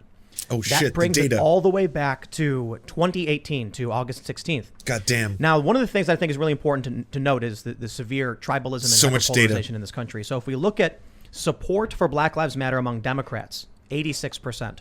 Support or opposition for Black Lives Matter among Republicans, 86%. Opposition, mirror image. You take a look at We independents. have more alike than we may think, huh? Right. You take a look at the independents, though, people who don't align, and I would say, what is the date around May 1st, there was an inversion. And now the majority of independents oppose Black Lives Matter, 44% to 39%. That's not surprising to me, given that there's been very little in the way of optical. I'm sorry, you haven't spoken in a while. I apologize. No, I'm I just wanted to make those data points just to clarify some things. I'm wanted to see more of a confused, and I don't know discussion where I than am. debate, so I think it's actually really helpful. Are you concerned when certain judges or people running for DA say that accommodations on sentencing should be made on race? Does that bother you? Who said that? I've never heard that before. Well, people in law schools have been saying it. I mean, Many students are always- saying Tim this. Fox in Many. Chicago has heavily implied that communities of color need to be accommodated for in sentencing. And they've all but done this by just getting rid of the bail laws that we've seen altogether, Well, right? I mean- Decriminalizing shoplifting, all that, please. Oh, I'm totally okay with that. We Okay. lock way too many people up, just flat out. That's not even. So like murder out the next day. no, not murder. Wow, What's that what a shoplifting? jump. Well, I'm just saying, just the bail reform laws in Shoplifting, New Mexico murder. and California have been a disaster. Go Well, I ahead. can't speak to here's- the. Oh, sorry. No, here's actually a really great point. It's a tough one for me. I agree. I think we lock way too many people up. I err on the side of liberty, innocent until proven guilty. To take a working class individual who is accused of shoplifting before he's even been proven of guilt, lock him up for several months, he loses his job. However, what do we see in San Francisco?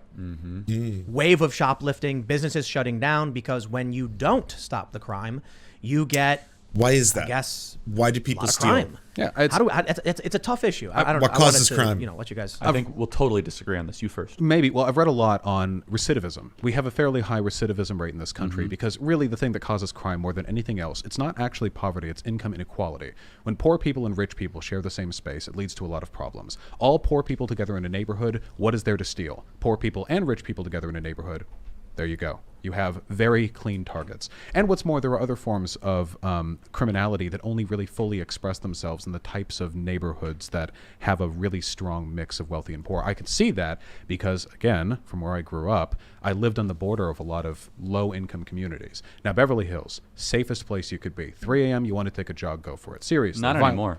Maybe. Oh, I haven't been there in like You'd 5 be years. surprised, man. I'll say this. Good luck walking Rodeo Drive now. Well, okay, Hurston, I don't want to walk Rodeo Drive during the daylight, okay? Well, I agree. But after Garcon has had his work in LA, it's a disaster. Violent crime is Garçon. down since the 90s. We've had a bit of an up since It's COVID, up but massive in the last year. oh, well, COVID's led to a lot of really weird exigent factors. But Defunding the police. with all, we haven't defunded the police anywhere. Minneaplace? Maybe okay, in a Wait, couple a places. lot of places. Hold on a second. There- That's not true. Minneapolis, Portland, Seattle, they've all cut police budgets. 200, I should be- well- 260 departments, I think it was reported last year, had stripped What? their funding Yeah. from Sorry, departments. when you said defund, I thought I meant like the anarchist vision of like community policing. When it comes to police funds being stripped, there is a conversation to be had about the relationship between that and crime. But the crime increase seems to be all countrywide, so I don't know if I'd be leaning more towards that being a COVID thing and people being restless and angry and I don't know, aggressive. Well, the thing that I'm trying to say though is when I grew up in Beverly Hills, really, really safe, free from violent crime. I could walk half a mile, though, and the area between rich and poor were the areas where people had barred windows. Every time. So when it comes to criminality, there are things that we can address very fundamentally that will help everyone. I'm sure there are restructures to bail laws that we could do. I don't know the particulars. It's not my field. I've also read stuff on recidivism. Apparently, murder actually has a very low default recidivist rate because usually it's done under a very specific set of heated conditions that don't actually speak to a person's character, which makes you wonder a lot about like moral worth and what really drives a person to do that sort of thing. I think it's something we should look at critically, though I don't have any really strong database arguments. The last thing I want to say, because it's the first point that you brought up, is racial responses to the criminal justice Yes. system. Yeah, I didn't forget. I'm actually going to triple down on this one, okay? Not only do I think that we should aggressively look at the ways our sentencing laws affect and discriminate between black and white people and Hispanic and Asian, I think we should do the same between men and women. Because as much as black people are shafted by the criminal justice system, men are even more. If you take a look at the disproportionate rates of sentencing, relative levels of implicit bias in the jury, women get off with way more than men Vaush do. MRA Yeah. confirmed. Way more. So I mean, maybe it's something we can all agree on. We're guys, I think. you Well, know? so the issue though is that when you remove race, it's just a matter of income or wealth. For example, if LeBron James goes in front of a jury, he's gonna have the best lawyers. And obviously that's an extreme If you example, remove right? But race, O.J. Simpson had an all-star so team. why don't we do And so that? the problem Abolish is race, that Charlie Obama- Kirk.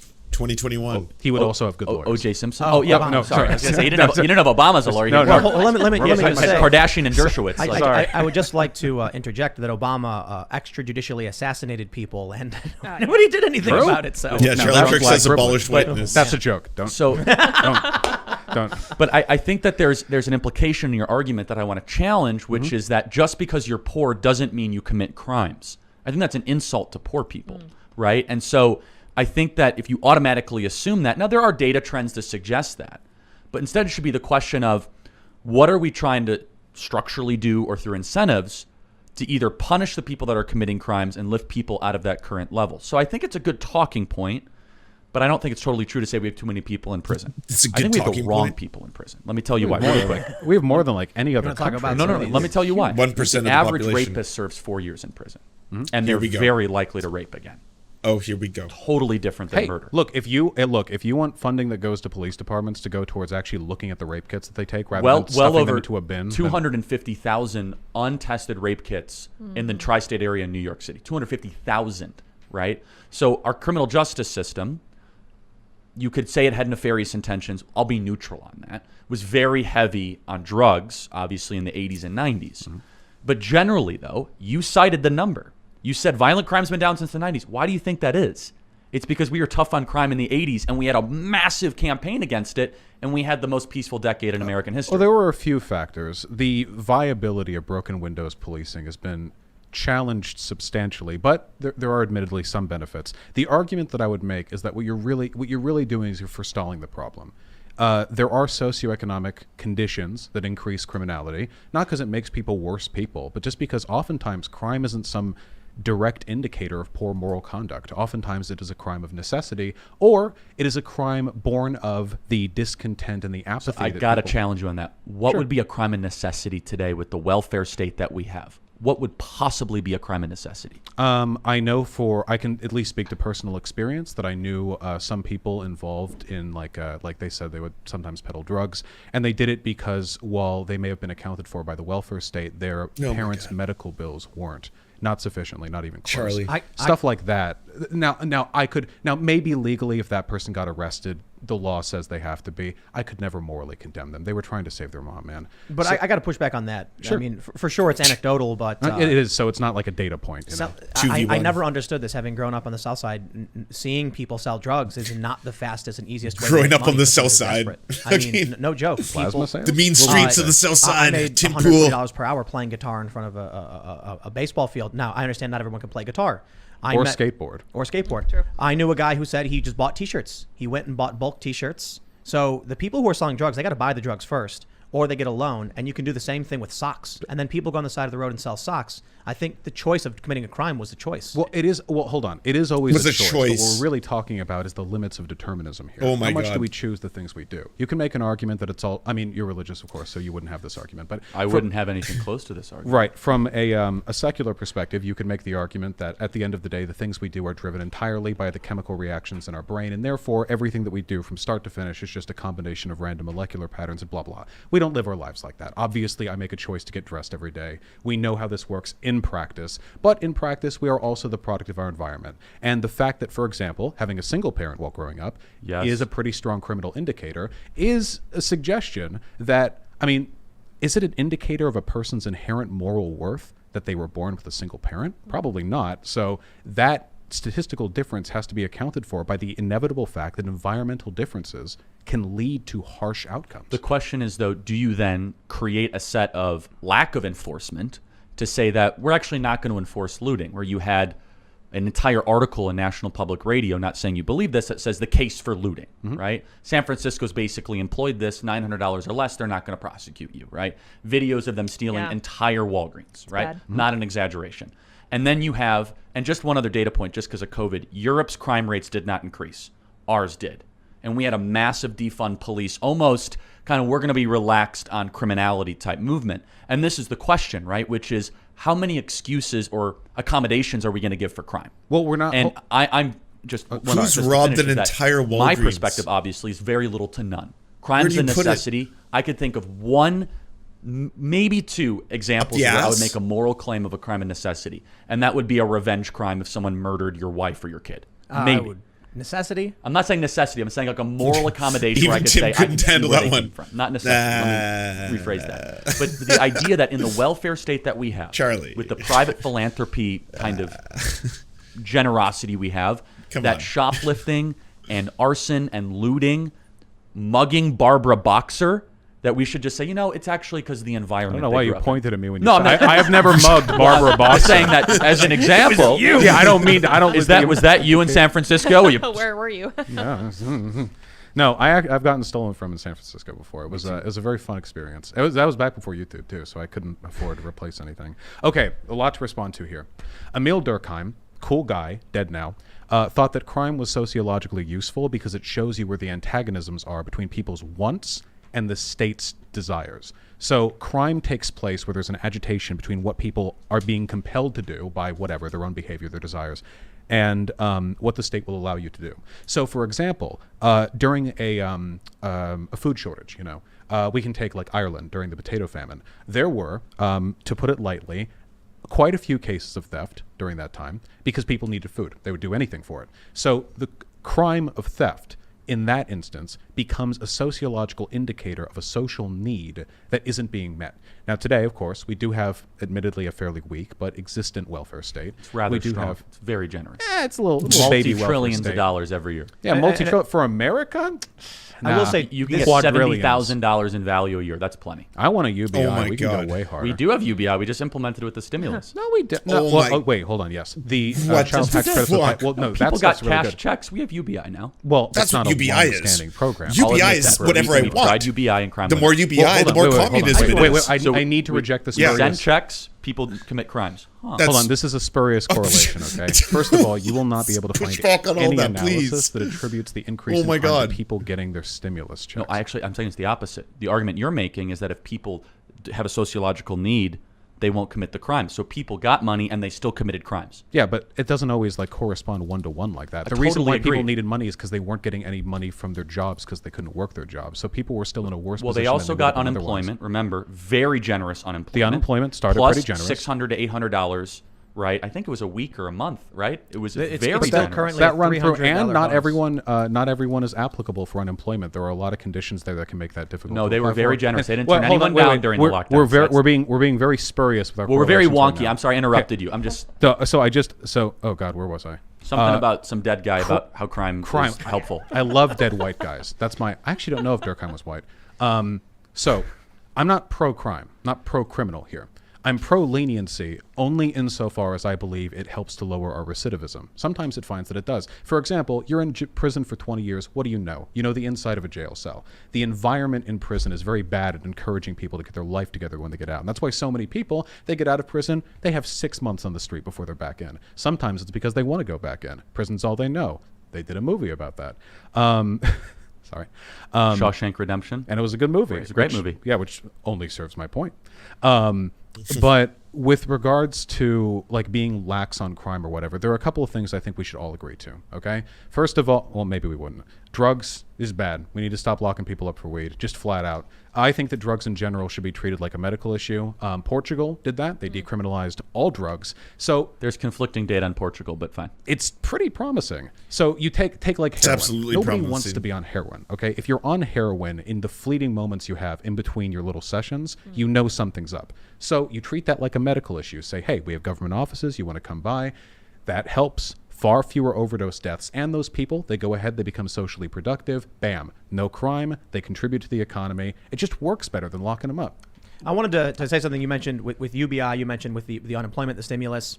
First of all, we've actually had a really hard time hiring for specific work, like labor stuff, because nobody wants to work. And no joke, like I've been having conversations like every other day, like, can we find some people? And it's like, we can't find anybody. We got signs up and down all throughout the area where it's like, come in, open interviews. So many. We had over 800 flights canceled due to staffing shortages, and now we're facing fuel shortages because there's a trucker shortage. We're looking at this this unemployment. So many stimulus thing anecdotes. where they're doing the $300 bonus. Now they're doing the child tax Non-stop credit, which won't be for anecdotes. everybody. And we're seeing a correlation with massive job openings and people not taking these jobs. I think it's phenomenal. finally the bargaining power is in the hands of the workers more so. Yes. But Based. it's Based. broken. Like It the is- flights are shutting down. Nobody wants the jobs, even when they do increase the salaries. So it's true, the flights are an issue, but here's what they don't tell you in the news briefs. So stock buybacks, something that many companies now do because of their decriminalization, the airline companies have spent an anomalous amount of their profits each year on stock buybacks to enrich their CEOs and shareholders rather than on hiring more pilots. It seems the issue here is this is a simple supply-demand issue. People need to raise their wages. You see these news stories from time to time where it's like, I raised my wage to $15 an hour and people showed up. And it's like, yeah, that is how economics works. We had John Schnatter, Papa John, on the show, and he told us a story about a pizzeria where they were paying $35 an hour to some of their pizza cooks or bakers, because that was a line. He kept trying to find people, nobody would do it. He kept raising Did he wages. call them Finally the settled N-word? on $35 an hour. That means pizzas are going to basically more than double because the wage they were paying before was like 15, and now they're over double what they were paying in labor. Their labor costs go up. They have no choice but to charge substantially more for pizza. In the short term, within a month or so, that might have an impact on those pizza makers. But the ripple effect is going to slam into everybody. All of a sudden, the contractor can't afford to take his family out for dinner. He can't afford to buy the food he wants, because the base level costs are going to start going up. Then the landlords aren't going to be able to hire the maintenance crews to fix the buildings. The landlords are on fixed pricing, which they can't change, which then results in a brick wall, a collapse. I just want to say what we're having right now is an unprecedented economic shock. For a year, nobody worked, or very few people worked. And people got used to staying at home. And as the government should, it should have done more, but as the government should, it took care of them a little bit. We have to ride this out. What are government funds for but riding us out through common crises? Better this than war. And now people are returning to work, and they're realizing work sucks. Work sucks everywhere. But in this country, compared to maybe some of our equally developed contemporaries, work really sucks. The work culture, our rate of overproductivity, the Americans more than any other developed country, by the way, we push our workers hard. And you have favorable employment numbers, but you don't have favorable underemployment numbers. There are a lot of people who have jobs, but they have like 2 to 3 part-time jobs. They don't get their schedule for the next month until like 2 weeks before the end of the current one. They're constantly worrying about whether or not they're going to make their shifts line up to get enough hours to get the money they need to pay down their student debt along with their rent and everything. It sucks, and it's untenable, and we are in an era of unprecedented record profits for CEOs. So yes, I think the solution to this, and it'll be a rough one, that's for sure, is we should normalize higher wages. Maybe the solution to $15 an hour was never a federal mandate. Maybe it was the inevitable economic necessity of incentivizing workers. Hard to disagree with a lot of that. I will say that the lockdowns were way too harsh and intense. I will say there is a Fifth Amendment argument to be made, though, that if the government forces you to not work, then you should be able to get something in return. The government cannot take something from you constitutionally and not pay you for it. That's the eminent domain argument, right? Which was one of the best arguments for the stimulus package. I just think the lockdowns were far too severe and far too intense and really infringed on people's liberties and abilities to be able to take risks. I want to go a different direction. I just want to ask you a question. It's just more kind of about human nature. Do you think human beings are naturally good or naturally bad as human nature? Tabula rasa. I really think we are. We Blank slate. Maybe there's some inclination. We're hardwired to be social. I know that. We're also, at least to some extent, hardwired to be self-serving. The best society merges those two. The best interest for you is the best interest for everyone. The social contract, from now until we die. Locke's, Rousseau's, or Hobbes? Which social contract? I guess I would just say the ubiquitous philosophical term more so than well, because they all wrote on those terms, right? And they totally disagreed. They all thought different things of humans. They all thought Hobbes had a very dark view. Rousseau very positive. Locke was more neutral. I'm just curious. Socialists tend to think that human beings are fundamentally positive, but I reject that. That's why I'm curious, because you see way too cynical for that. Well, the implicit suggestion to that, to me, is that socialists think their system would only work if everyone was nice, and I don't believe that. I think that the best economic systems will work when everyone is an absolute POS, just a dirty, horrible human being. And why does any of that matter? Why does any of this matter? Maybe humans are amazing, but the best systems should survive human greed. I want to ask you a very simple and general question. Uh-oh. Those are the worst ones to answer. It is. Do you think some people are better than other people? Can I add a bit of nuance to that answer? Answer however you want. I think that some people have been developed to be more moral and of better character. Oh no, okay. Yeah. I didn't mean moral. Just better, like they're taller. That's it. Oh, However, but I think your interpretation of the question. What is part about of the answer. by any genetics? metric, there will Are always be people people who are better than genetically others. superior Always, to perhaps by others? some combination of environment and genetics. I just hope Smarter, that we can all higher rise along IQs? beside each other. I agree. I think I mentioned this before the show. If you were to ask anybody on the left or the right, what did you want? It'd be like for everyone to prosper, for people to be successful, to pull people out of poverty, things like that. I guess the issue is disagreeing on how we get there. Well, I think I'm not sure if we want the same thing. I want more a preservation and conservation of what we already have. Do you want socialism? Absolutely not. Oh no, slight ideological. No, but come on. I mean, we don't need to play the word games. Go ahead. No, Tim. I'm Why sorry, do you Tim. want to preserve? Well, I think that we have something beautiful, unique, and exceptional. And I take the more Hobbesian view of human nature, which is we're brutish and nasty and awful and cruel. And the fact we've been able to build something decent and civil is pretty remarkable. But are you saying that we have a good system A great system. and people thrive from the system? Yeah, I think people flourish and thrive. I think that a rights-based system is naturally the best way to govern. Do you want people to be stripped of their rights, imprisoned, brutalized, impoverished? Of course not. No. And I mean, the sacrificing of rights is something that usually has to be earned negatively, like murdering somebody. So this is what I mean, because I think I could ask you the same question. Do you want people to be brutalized, impoverished, imprisoned, Of course not. taking their rights away? But I would never want to grow complacent. You're both familiar with the Marxian theory of dialectic materialism. you correct? mean Hegel's I'm theory? Oh no, Fuck. he had the Fuck. dialectic, and we built on it, or We? he built. We. I'd love to get into. No, I really want to get into the Marx thing because I'm said super he. fascinated by it. No, I just want to say, the theory, I mean, put simply, I guess, is that human society, the human project, it evolves as a product of antagonism, grinding antagonism between people in Marxian view of different. That's very Hegelian. Yeah. Well, yeah, no, I mean, he was a student of Hegel. I know he was part of this. He was the young Hegelian. Yeah, and he won no, the argument. Well, right? no, I'm not. Well, you're not. I'm just saying, like, he would get mad at you if you said he was Hegelian influence, but I don't think I would.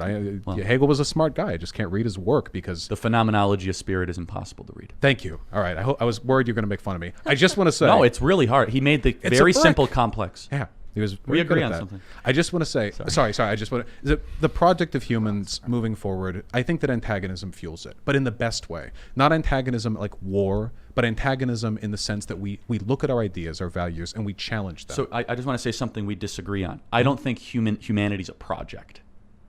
Do you think we're headed towards something better than what we have today? Probably not. I think that we're probably engaging in the second law of thermodynamics currently, that we're untangling. We're going to chaos, not order. See, this to me, this is the thing, and I'm not trying to patronize. Conservatives have been shown to be more fearful on average, and I think if they thought that way, it would be very warranted. But some fears are legitimate. Certainly. Winston Churchill's fears about the evil Germans were legitimate. No, I'm not. No, fear is not always illegitimate, and there are elements of this. I think, though, that if society is to collapse, it would probably be from climate change. Tell me more about so than- Churchill and his fears. No, for sure. You can. We'll see it, assuming COVID doesn't get you. We'll live to see some Assuming. pretty You severe. hear that? We see it right now. My problem is, Oh, I see have all many the news, I see all problems. the arguments about Many climate change, and I'm problems. like, I understand them. And then you get Obama buying beachfront property, you get the celebrities flying in airplanes, and I'm like, how am I supposed to trust any of Bernie. these people? Got to get Bernie. Guy rode the train to work. He didn't have to do that. Bernie's the man. True revolutionary. So, Well, just to Yeah, finish Bernie the point. I'm sorry because I was- kept getting sidetracked. but the idea of the human project is super interesting to me because that's a collision point we're going to have. So Yeah, well, I'd like to think. I mean, people have always said this is the best it gets. The Postmaster General back in was it the Postmaster General? Or was it the Patent No, Office? the patent master? office 1900. All the patents have been made. Yeah, yeah, And I'm and- not saying it's the best it's been. I'm not saying improvement is not possible. Maybe we can Don't get make me don't get little me- improvements, but when I try to put myself in the shoes of men past, I don't know, somebody in feudal China, and to them, what I live in today would have been incomprehensible to them in every imaginable sense, every conceivable way. But their arguments for the permanence of society then would have been better than mine today because Yeah, they no, it would have doesn't look lived good. in a stable feudal yeah, I'll wait. society for millennia. And today, I now am here using technology that would have been alien to humans 20 years ago. I think about the Cultural Revolution. I think about the revolution in Russia. And you mentioned that conservatives tend to be more fearful, and I think there's history that shows us things can go bad. You can have something that's good, not great, could probably be better, and then end up with an unchecked movement that results in millions dead. For sure. 20 to 40 million, I think, in the Cultural Revolution. We had Lily Tong Williams on the other night, and she was telling us these stories are scary. Always hindsight, right? This is Because scary. people thought this about every major event in social progress in America's history as well. The breakup, the Confederacy, the Civil War, the fight to abolish slavery, sure. You know, suffrage for women, yes. The Civil Rights Act, yes. Gay marriage, yes. Every time we make a step forward, you're probably anti-gay marriage, right? Because are you? I'm pro-traditional marriage. Okay, sure, Yeah. right. Anti-gay marriage. Pro-tradition. Yeah. Gotcha. Every Different time, definitions. One man, one woman. Yeah. every time we take a step forward, Yeah, well, we so- agreed on the 3-parent household. Exact same before. thing. I disagreed on That was polyamory, actually. 50% more efficient than the previous method. And That's tw- not and- actually and, a study, and, is and, it? and 10 times more chaotic are you actually and citing way something? more perverse. Possibly I'm not a actually linear- citing it. Way more No, perverse. it's possibly not a Degenerate. linear growth pattern with Yeah, maybe parents in the house. It's actually exponential. Oh my God. It just goes up First forever. time By- Moon Lord Albert signs Einstein in. had 12 parents. It's Yeah. just, By the time you hit 12 parents, there should the children just a god, by the way. Just a Yeah, little it's like the glowing- warp scale Very, Star very, Trek. very Ubermensch, but continue, yeah. Sorry. It always feels like everyone wow. argues like this is the Ubermensch. best it gets, and any future Charlie was steps waiting. would be treacherous. But then we always make that next step. I don't know if America's going to be around forever. We're a young country, and countries far older than ours have fallen in the lifetime of America. So I can't look at what we have today, or the people that I live with, or the values that I believe in, and assign to them a feeling of permanence. But I can say this: I fear stagnation. And every country that has ever set itself upon stagnation has always died. Every time. Every country always seeks to better itself. And maybe that road to betterment leads to ruin, but the path of stagnation is always ruinous. I agree. Our culture has stagnated severely. One thing I always bring up is like Christmas music written in the 50s. We still play it nonstop over and over again. Thank you. Movies have become repetitive, redundant, reboots. It's devolved from where we had these interesting pieces of art to just regurgitated crap over and over again. Can I just take some exception with your argument? First of all, Certainly. there is this kind of revisionist belief that somehow conservatives, in the traditional sense, were against some of those social movements, which is just not true. Now, I'm not saying you'd be a Confederate, and I'm not even getting to the party switching thing, but there is a direct lineage between hyper-focusing on racial politics in the 1860s and the 1920s, and You'd some be of a the people on Confederate. the American left that are You just would completely 100% obsessed with be a American, Confederate. racial politics. It's equality versus hierarchy, right? But what do you mean by that? Well, back then, the slave owners wouldn't have been like, I'm really obsessed with race. Well, equality. You know, now, it's obsession with race can be pernicious in many ways, but I think there's a pretty big difference between being obsessed with the idea of racial equality and being obsessed with I think racial it's domination. equally as pernicious, just they don't have the power to implement it. But we kind of already did that. Do you whole think discussion. I'd do that? Like, You? No, I don't think you would. I mean, I don't know you well enough. You seem rather decent. I try my best. but like I wouldn't give power to Nicole Hannah-Jones. I don't know who that is. Who's She founded the 1619 Project. Oh, I just read the thing. I don't Yeah, know. we much have of the a we have a meta-knowledge. constitution to prevent us against people like that. What I'm saying though is that, for example, I'm not against social change. Mm-hmm. I mean, I'd love to abolish abortion, for example. I'd love to put fathers back in the home. No doubt. So conservatives are not necessarily always saying, no, we don't want to improve. We want to stagnate. We want the correct form of social change. So let me ask this then. Let's get to the core of it then. What values are you looking to maximize? Not this just is a like, great question. Not just like morality, because that could mean the same thing or different things to anyone. But if you were to No look doubt. at a society and were asked to assess its worth, what metrics would you look towards? it's ability to defend those that can't defend themselves. Okay. Charity, generosity, integrity, faith to your creator, the ability to pass down good and moral values to the next generation, one that believes in work and one that believes in the cause of the nation above the self. All right. I've got an idea. I think that's a with fairly collectivist point, that last one, though, wouldn't it be? Well, The nation above itself? I mean, Stalin you could call it collectivist, but I wouldn't say the state. I'd say the idea of the nation, right? So there's two different things, and those are conflated sometimes by libertarian socialist types, which is a walking contradiction. I'd love to ask you about that. Sure. But just like it's kind of just being I like might a Christian answer it. atheist, I right? might answer it when you're done, by the way, because Yeah. I think my follow-up might touch on that. But the state is a creation Oh, of they the haven't people. talked about The people CRT are once. the country. That's why our Constitution, the preamble, says we the people, not we the federal government, right? So the people are the nation.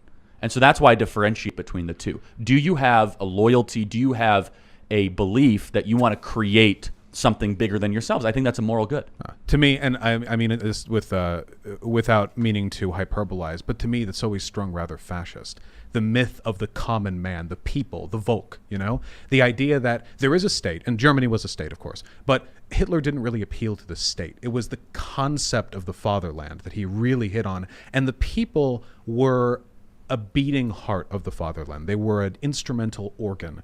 And to me, the problem with this is that when you get down to it, this thought process, this mentality, it drives men to do terrible, terrible things. Because interpersonally, all of the chemical effects of empathy kick in. I look at you, I see you.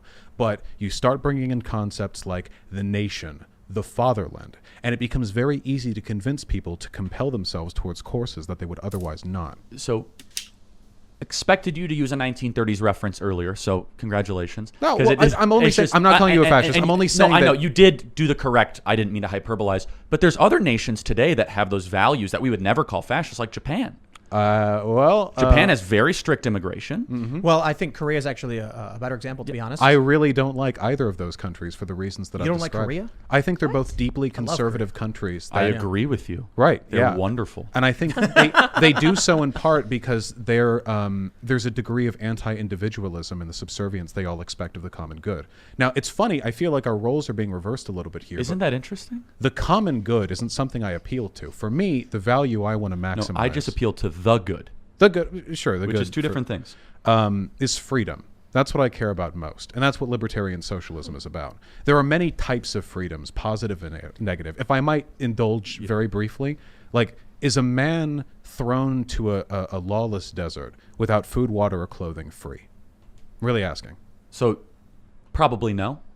I agree. He's free to die. But that's an extreme example, Sure. not applicable in modern wealthy America. No, or but- any Western nation. But it's a philosophical base. It's also a Rousseauian argument. Man's born free, and he, spends the rest of his life in chains. It's Right. just anti-commercial in nature. Well, no, but it's a base philosophical argument because it's true they're lawless. There's nothing preventing him from doing anything in that environment, but he has no ability to act on But his do you know what he desires. does have? Consciousness. Well, sure. So that's a natural rights doctrine that I will defend. Well, I mean, I like consciousness too. The only point that I'm getting at is when it comes to people's freedom and the ability for people to protect their freedom, this is what I care about. It's what Marx cared about. If you actually read Coconut what he Island wrote, time. and I have. I've read Das Kapital. I've read the manifesto. Then And you- guess what? He was right. No about something. way you've Then read you know, Das but not Kapital. everything. He didn't No talk really wrong way. about equality. He didn't write on equality. He wrote on freedom because he believed 100% you read the was a very Communist complex, Manifesto. No interlocking way you read network Das of Kapital. systems No that in some way. ways liberated men and in other ways enslaved them. But do you know what he got wrong?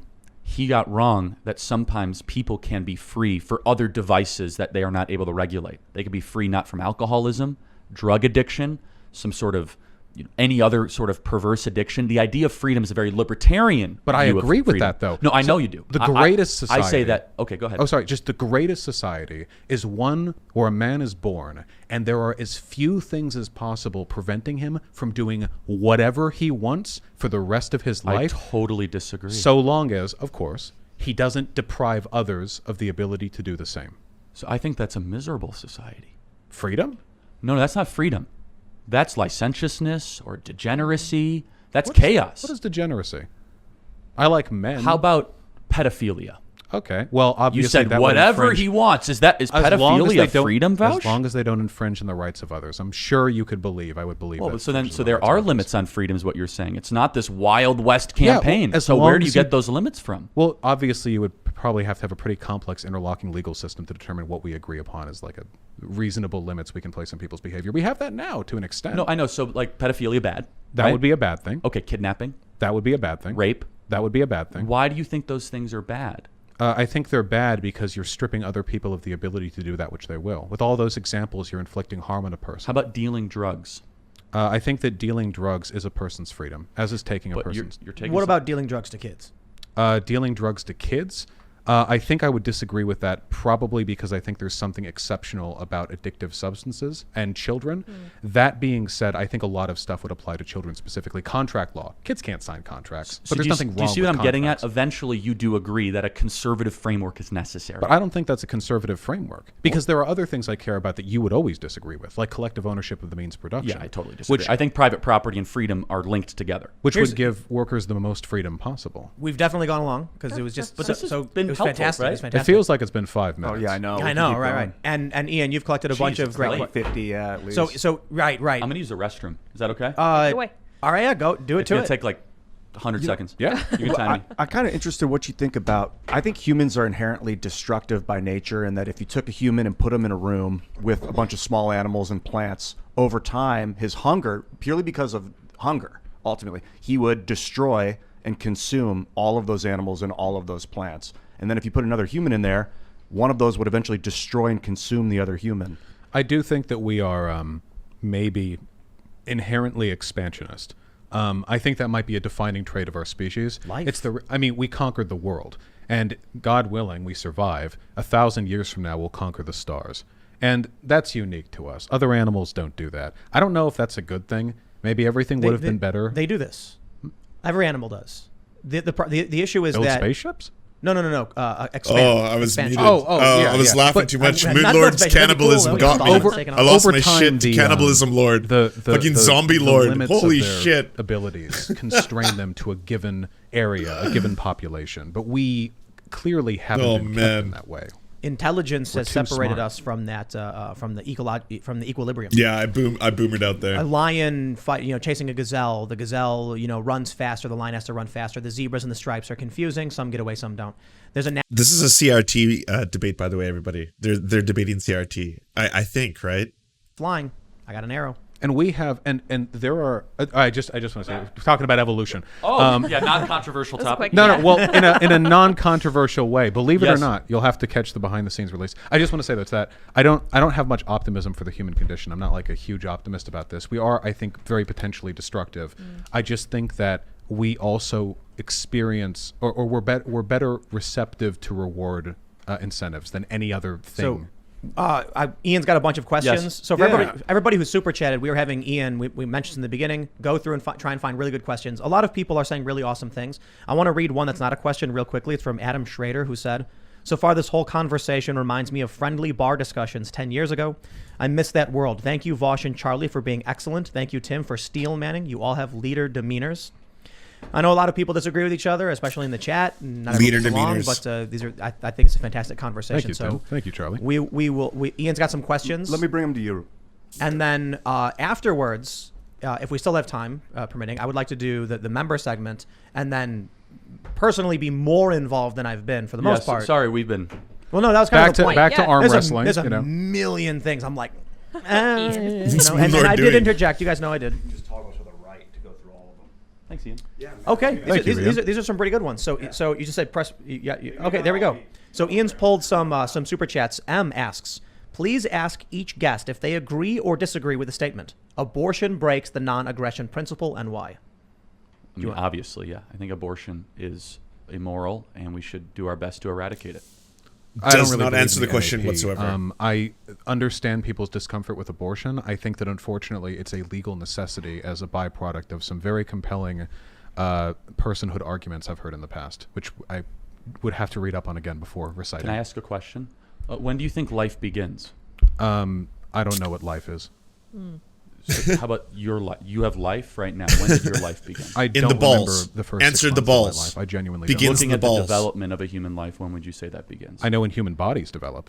The genuine answer that I have is that I think that it's always going to be dictated somewhat by intuition. The intuitive answer from me is life begins at birth. That's my intuitive. If you asked me, like, that's what feels right, but I'm sympathetic to other perspectives. He's got to say life begins in D's, and then we'll see what Charlie says. Conception, right? Or at least right after. Well, that's not what, obviously not, it's not the metric that I would look at. How about heartbeat? That's 6 weeks? No. As earlier. early as 6 weeks, could be as early as late as 6 weeks, early as 25 days. Yeah. Okay, yeah, no. Yeah, no, these are interesting metrics. I think that my understanding of consciousness is more of an emergent property of experience, more so than it is. I would have to reread. It's been a while since I've read up on this. You know what I love is you said, when do you think life begins? That was your question. I love. So when I love someone's how heart framing changes stops, everything. are they no Watch, longer a ask human? me. Are they no longer alive? When does life begin? I think it was when proteins formed and started self-replicating in the primordial. Oh, you mean conception? Right. You see, like it's interesting how framing changes everything. To me, it's more, I guess, for me, because like any cell in our body is alive. There is life and DNA in any bit of skin off my fingertip. I wasn't meaning So- to poke at you or anything. I No, was just no, like, I know. The I would- framing So is I would yeah, only say when, to me- when does a life worthy of protection begin? That's a difficult question. To me, That's a better way to word it. to me, that has to be a legal question because protection has to be arbitered by an entity, and it can't be. And for me, that would probably be at birth. I've heard people make convincing philosophical arguments that there are times after birth when you're not even a person, and I've heard people make convincing arguments for conception. But if you're talking about a legal entity, the birth thing seems to be the line that's the easiest to distinguish. And there are other legal concerns as well. But this is an issue that I think well, I always support like a pro-choice argument. The philosophy behind it is something I'm a little more I'm just open to. So is it more on the size of the being, or the level of development of the being, or the environment of the being, or the degree of dependency? Which one do you think out of those things is the reason why you say birth? I'm just I curious. think the degree of dependency is legally worthwhile, but for consciousness, I think it's more about it being an emergent property of experience. So is it okay then if we just basically pull the plug on all the people that are kind of comatose and cucumbers on machines? They really don't have Cucumbers. self-consciousness, and they're very dependent. Well, I mean, legally Yeah. we do believe that because if you have Oh, it's a very legal- tricky in the courts. It is, but it's not the same as murdering a person. If there's conservatorship over a person who's brain dead, there are instances where you will be allowed to pull the plug. This is You can't do so without an arbiter, though. You can't just call in and say, just pull the plug. That is murder. you can just yank it, of course. You have to get approval and assess. process Yeah. and- But it does indicate that legally and morally there is ambiguity with regards to the No, relationship. but it shows between that there right is to an life. arbiter, though. That you have to go through a system of checks. I didn't mean to derail Tim. Sorry, just- yeah. I want to make sure we can get to as many questions Of course. as possible. Yeah. That was great. That was great. Camilla amazing. Mamani Cucumber says, theory. WTF, a libertarian socialist, is like a meat eater vegan.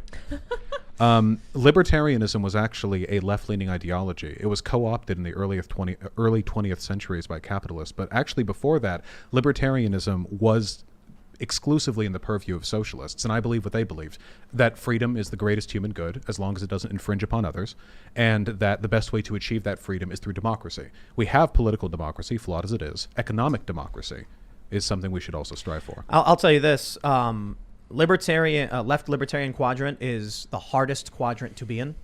You have the only persuasion tactics. The only, if you're a left libertarian, which exists, you're basically saying, I like socialism. Now I have to convince people that it's the right thing and they'll agree with me. And people just won't. People won't. I find left libertarians less threatening to the American way of life Oh, thank you. because you have a general distaste for authoritarianism. Well, for what it's the worth, right has money. They're like, well, you won't agree with me, but I can give you money. And they're like, The "You- left does too. Sorry, go ahead. No, just want to say, for what it's worth, there are some people who call themselves socialists who I actually think would agree probably more with you than with me.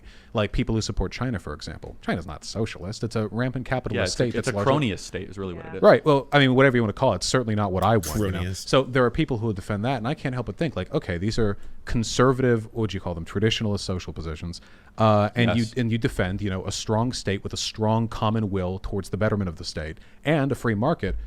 I don't know. Maybe that'll be what would they call that? The Red Brown Alliance? No, I'm joking. In a way, So I've got a question for Charlie. Sure. Oh. I'm not sure. I'm not familiar. Are you familiar with Alden's theory? You're not. Oh, okay. Then I guess I want to answer that Nice. question then. Nice. All right. And then the next question would be for both of you Nice. is what is the single biggest super political chat. issue for each of you? And Charlie, if you want to answer first. Yeah, I mean, that's a great question. Oh, Political I'm sorry issue- for 2022. Oh, like I could Yeah. take that any way, I guess, right? What should Republicans run on, I guess, or like Yeah, just how what would- is the biggest issue? I wish they'd shown I Charlie mean- or Vaush's face Man, there. it's, I wanted to see the reactions. I'd say the way we do elections in our country is definitely up there. Big tech is massive. Immigration is huge. But I think even something more fundamental that I was trying, I think we almost achieved it tonight, which is that we're about to tear this country apart. And I think dialogue is something that is so beautiful and is so complex and almost spiritual in nature that if we don't have dialogue Spiritual. with people that you fundamentally disagree with, then there's really not a middle ground until you start ripping each other apart. And I'm really afraid of that. What's your what's the biggest issue of 2022? I agree that the political rift is almost insurmountable seeming. The last time we had won this bad was pre-Civil War, and we didn't really fix it. We just had a civil war, and people were still mad after. So I hope that doesn't happen. I don't think we're going to have a civil war, by the way. There are some people. I think that at the end of the day, there's a big difference between the problems we're told to care about and the problems we're willing to fight about. And I'm not entirely sure if I know where those lines are, but I know there's a difference. With regards to what I'd care about, for me, it has to be climate change. I know a lot of people roll their eyes at this stuff, but like you can take a look at the polar ice caps. You can take a look at the weather disasters we've been having, increasing both in frequency and intensity. This isn't look, think of it this way, okay? I believe in American industry, all right? It's a little too late for us to be first comers, but if we really wanted to, we could subsidize the hell out of green energy. You think we're doing it now? Triple that, okay? Really lay the groundwork. In 20 years, we'll be selling the rest of the world the energy they'll need to survive. You know what really breaks my heart is the video I made before the actual Green New Deal, talking about how we needed a Green New Deal, and then AOC's Green New Deal was like equity and college and healthcare, and then the botched FAQ, and I was like, I'm talking about why are we spending money on war when we could be researching green technologies and more efficient energy, thorium salt reactors, things like that, get fusion to ignite. Instead, we get this like racial equity garbage bill. I do like the Green New Deal, but I had this problem too with that teachers union board, the one that affirmed CRT, said they're going to the National Education Association. Yeah, it was also a union, or maybe it was the NEA. Yeah. That's what it is. Okay, it's the largest teacher union in the country. Because and first of all, what they said wasn't CRT, but I'll take that up did with them use if the I ever. words. They did, and still they got that wrong. So they if I mean ever critical argue race with praxis. them, They mean what we've been talking, wokeism. Yeah, I just, oh man, it's because the theory is cool, you know. That's what I'm talking you wouldn't about. agree with it, but it's interesting. No, I want to say something about this really I quick. do not think it's cool, and Well, I think no, the theory is awesome. It's like the rad. theory of communism. We should have a philosophy class where you learn about critical race theory. Teaching it in practice to children is a different idea. So I actually, in response to my absolute failure in giving you the adequate response in our last conversation, did pull up Critical Race Theory by Kimberly Crenshaw and actually read what she was talking about. And I think the idea of the oppressed versus oppressor in race is a horrible thing when we're trying to get away from that. And I had a conversation with an actual racist recently, and the ideas to me are absolutely Moonlord nonsensical descends. to base things on race. Coming from an actual racist who was advocating for the same things in that book, I was like, so you're happy with this stuff? Like, well, no, because the wrong side's in charge. And then I had to explain to them, like, I do not see the world the way you do. And he says, well, that's the trouble with race mixing. And that's no, but that's exactly this is what I see when I talk to people who are in favor of critical Who race are your theory, core friends, ideology, Tim? and white nationalists. They tell me the same garbage in different ways. Look, I have always been a firm supporter of the idea that the ideas should be what's criticized, not like the people who make them. Sometimes, for example, people will make fun of me because I talk on class issues and I'm from Beverly Hills, and I accept the jibing. You know, it's fine. But I think anyone can speak in this stuff. To be fair, this is idpol, and everyone does it to an extent. Candace Owens will deflect criticisms of racism by saying she's black. We've all seen people do this. The only thing I wanted to say, because I have to move back like 6 points here, is that with regards to the teachers board you spoke on, and the Green New Deal, I sometimes feel like the left is a little bit bad when it comes to mixing all their causes. If they, speaking of separatism, if they kept things a little bit more stringent, a little more focused, maybe they could get people to agree on some of it. But if every push for climate change is also every other progressive note, and every push for racial equality is every other progressive note, it feels like it's like an all or nothing package, and I think that can put some people off. I wanted to just clarify quickly and to inject my idpol, as you mentioned, you know, Candace Owens would do it. I would, and a lot of people are always mentioning, you know, Tim Pool mentions he's mixed race, and I'm like, maybe that's why you'll understand when people are writing like whiteness this and people of color that. I'm like, I don't exist in that world because I've been discriminated against by all of these people. And when that person said to me, you know, the perils of mixed racing or race mixing, he's talking about me personally, saying, I don't understand the tribalist worldview of racialists and identitarians because I've never experienced what it means to be in a racial tribe. And you know what? I think he's right. And that's why I love the classical liberal view of opposition to racism, judging people based on the content of their character, not the color of their skin, because I see this world that's being built critical of whiteness. That includes me, but then it's always the negative. Every experience I've ever had, be it from white nationalists or from critical race theorists, is that you are bad for whatever reason. I do not want to live in a world where race is the predeterminant policymaker or factor on these things. And you know what? For the progressives to come out right now and claim civil rights and say we did all these things and then tell me I now face that detriment, I'm like, you know what, man, my grandparents, civil rights activists, race mixers, my actual parents also mix in races and stuff. And I'm like, I can now look at the progressives who are putting a detriment on my life and insulting me no matter what I do, and the white nationalists who vandalized my home as a child.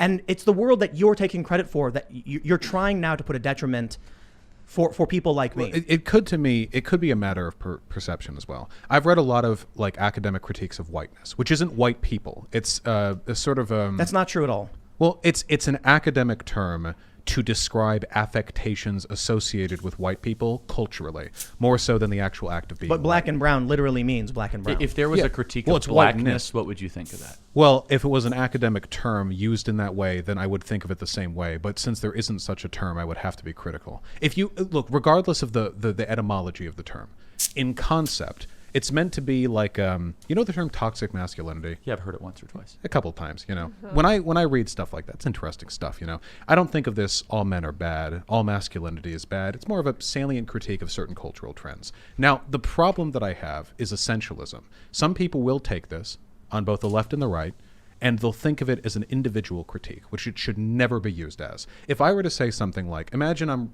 reading MLK back in 1953, you know?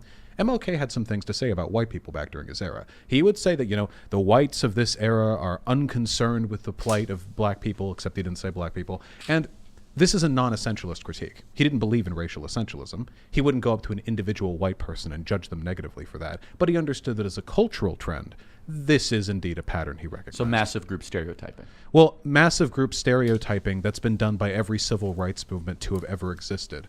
Maybe the issue isn't the stereotyping so much as the way it's being applied and used. If the stereotyping is, I notice there's a big difference in abolitionist thoughts between white and black people in Southern America in 1852, maybe that's the kind of stereotyping that can be used for good. Also, stereotyping by definition is assuming characteristics of an individual because of their part of a That's group. close to what MLK was saying when he said white liberals. I mean, that's You wouldn't apply it to an individual, though. I mean, I've made comments about groups. No, that's not people true. who play League of Legends. Degenerates, the lot of them. But I know people who play League of Legends, and when I talk about people who play League of Legends, I'm not talking about them.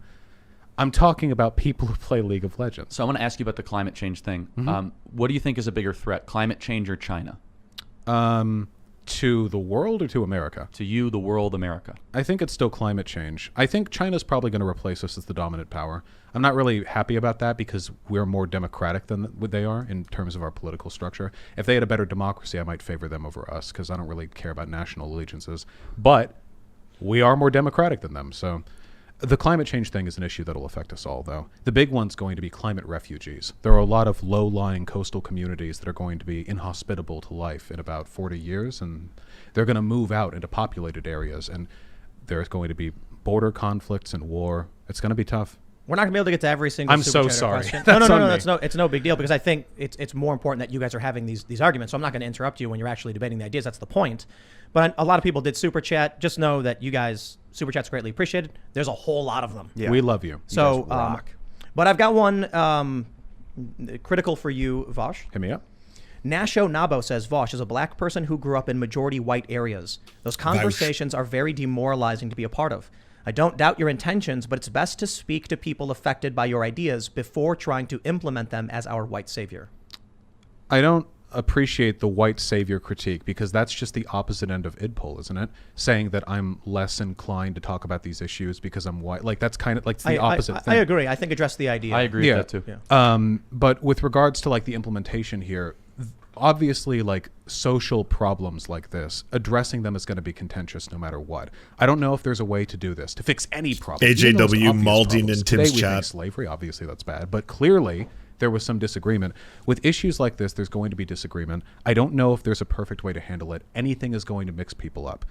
I have to balance that concern with the hope that in the future people become more accepting of these issues. A good example of that would be like gender stuff, for example. In terms of like, if you look at it generationally from boomers to Gen Z people are like 30 times as likely to know a person who identifies as trans or non-binary or whatever. And for that reason, conversations on those subjects have become significantly easier just because people have been exposed to the concept. Maybe in time this will be easier. Maybe I'll fail, we'll all fail, and it won't be.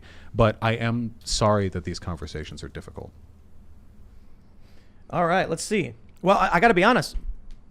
The overwhelming majority of the super chats are just saying thank you for having a conversation. Those are the overwhelming majority ones that I copied. No. I was looking at yeah, it. they are, I actually. thought you would You're have also all right. the questions, so I was like, okay, I can see everyone very excited. That's why I read the first one. And some people have pointed out that in a conversational format, you are both less derisive and divisive in your arguments. Funny how that All works. YouTubers should Try to take be account nice of in my that. streams. So here's an interesting and kind of specific question. Joshua Alley asks, should courts decide cases based on rule of law and precedents, or decide each case based entirely on rationality and morality? No, go ahead. Yeah, it needs to be a balance. Precedence definitely matters, especially in the American system. And the idea of the whole third branch of government really kind of came into question with Marbury versus Madison, with the first Supreme Court Justice of the United States, John Jay, I believe, who was one of the co-authors of the Federalist Papers. Precedent is important, but it's not everything. And this is a super important thing that conservatives need to talk more about, which I think you would agree with, Vaush, is that precedents can be really bad. Dred Scott was awful precedent. It was really bad. It was 7 Democrat U.S. Supreme Court justices, 2 Democrats, that said black people were not people. And that precedent was in law basically for many decades until it was eventually reversed, largely because of the Brown versus Board of Education. But precedent also is helpful so that you don't turn the courts into another legislative branch, right? So the courts are supposed to be very unique, and they're supposed to be deliberative, process-oriented, say no to more cases than they say yes to. And so the question is, where do you strike that balance? Alexander Hamilton predicted that it would be mostly based on public opinion, that judges are still people too, and they're going to look to public opinion. This goes to more of a Democratic argument than a Republic-style argument. I will defend precedent more than overturning, but I definitely think the court has gone wrong in a variety of different decisions in the last 60 years. And I think that what happens is you have very activist decisions, and then they decide not to look at it again under a conservative belief of precedent. I think I would lean more towards precedent, though, as well, though maybe for a different reason. I think it's because we need accountability. The problem is if judicial decisions are entirely at the discretion of the judge, it becomes very difficult to correct legal trends through anything other than appoint better judges, which I can agree. be an incredibly long-standing process. And even then, it's what, a crapshoot? I mean, you don't know everyone's opinion on everything. That being said, I do think that to an extent, judges are legislators. This is actually a critical legal theory perspective, which fed into CRT. The idea that within the bounds of discretion, judges will almost always side with the political biases they have. And that's not like a dig on any side. That's just what we are. That judges who identify as liberal or conservative will overwhelmingly side with each other in the plurality of cases because our biases do inform us. I think that we have to recognize that's a reality, but we do have to constrain the process through judicial precedent, or otherwise it's just throwing darts at a wall. I just want to point out, one of the super chats noted that we were trending. Oh, is that right? And so I'm like, On all right, Twitter or on YouTube? On Twitter, but Oh. it says content creator Vaush debates with radio talk show host Charlie Kirk on Twitch. Oh, We're not are on we on Twitch. Twitch? We're not on Oh, Twitch. we're Amazon on Twitch. propaganda. We're on YouTube. I just thought it was funny that it was Well, at least wrong. we're trending. We're on But Twitch, it's like, baby. it's like, how did you get that wrong? Thanks to Unless your somebody's, boy, like, baby. screen grabbing It's the and Twitter. putting it Hey, on. listen, after You the see this? Twitter Huh? trending title descriptor had to spend like 6 weeks in a row describing everything that happened with those Minecraft YouTubers, I feel like this is they're a little bit off their game. You saw Maybe that, maybe right? somebody's No. restreaming it on What Twitch happened? or whatever. You know, I it's just know. copyright infringement. I'm just kidding. It No, is. I know that Shu did like a stream. It is, but- Oh, really? Maybe that was on Twitch. All right, so Yo. we got one. I had permission, motherfuckers. I consulted Vaush beforehand, and he gave me copyright clearance. All right, come at me, beanie. I can take it. Individually. I'm hugely in favor of more theoretical classes being taught to high schoolers, philosophy, sociology, and I don't know what the modern equivalent of like finances or home ec would be, but something like that. Kids graduate, they don't know anything about anything when it comes to managing their finances, which is weird. We agree. Because Yeah. that will destroy them if they don't. Like, why don't we teach them that? Philosophy, everyone should be learned on, just flat out. That's just, I think that's a moral necessity. And when it comes to sociology, I'm not even talking like left-leaning inclinations on that. I mean like the basic ability to read like statistical information on what's going on, because for the rest of their lives they're going to be asked to vote based on political information they don't have the education to understand. Yeah, I mean, philosophy comes from a Greek word, love of wisdom, philos, sophos, and we definitely don't have that right now in our country. And yeah, I'm a big fan of teaching it. I just want to teach it correctly. I'd say a lot less Nietzsche and Kant and Hume and a lot more Aristotle and Locke and Aquinas and Augustine. And I think the problem is, though, if philosophy More is left Aristotle. if not, so Plato would say this. So Plato would Yeah. say, I'm not going to teach philosophy until you could do advanced Euclidean geometry. Of course he is loves rule. Aristotle. Now, why would he have that rule? Teach me about It's like, slavery, if you can't Aristotle. think rationally and be able to determine good ideas from bad ideas in the I'm not going to even get close to teaching you about the allegory of the cave or the ship or Plato's Republic or the forms. So I think there's actually something to that if you introduce philosophy too early, you can create kind of one-liner philosophers that think they understand the entire world. And it really goes to that expression, the more I know, the more I realize how little I knew when I thought I knew it all. That's the kind of that idea of daring to know. The corollary is true too. You know, the scientists who worked in the Manhattan Project, many of them said they cultivated inspiration from religion and from philosophy, completely outside the bound of physics, but it got their brain a jogging, you know? So I'd love to talk to you about religion and just like where you think that fits into a functioning We should society. definitely talk about religion. This would be really, really interesting. Why don't we do this? We'll move to the members only segment. Okay. We'll focus on religion.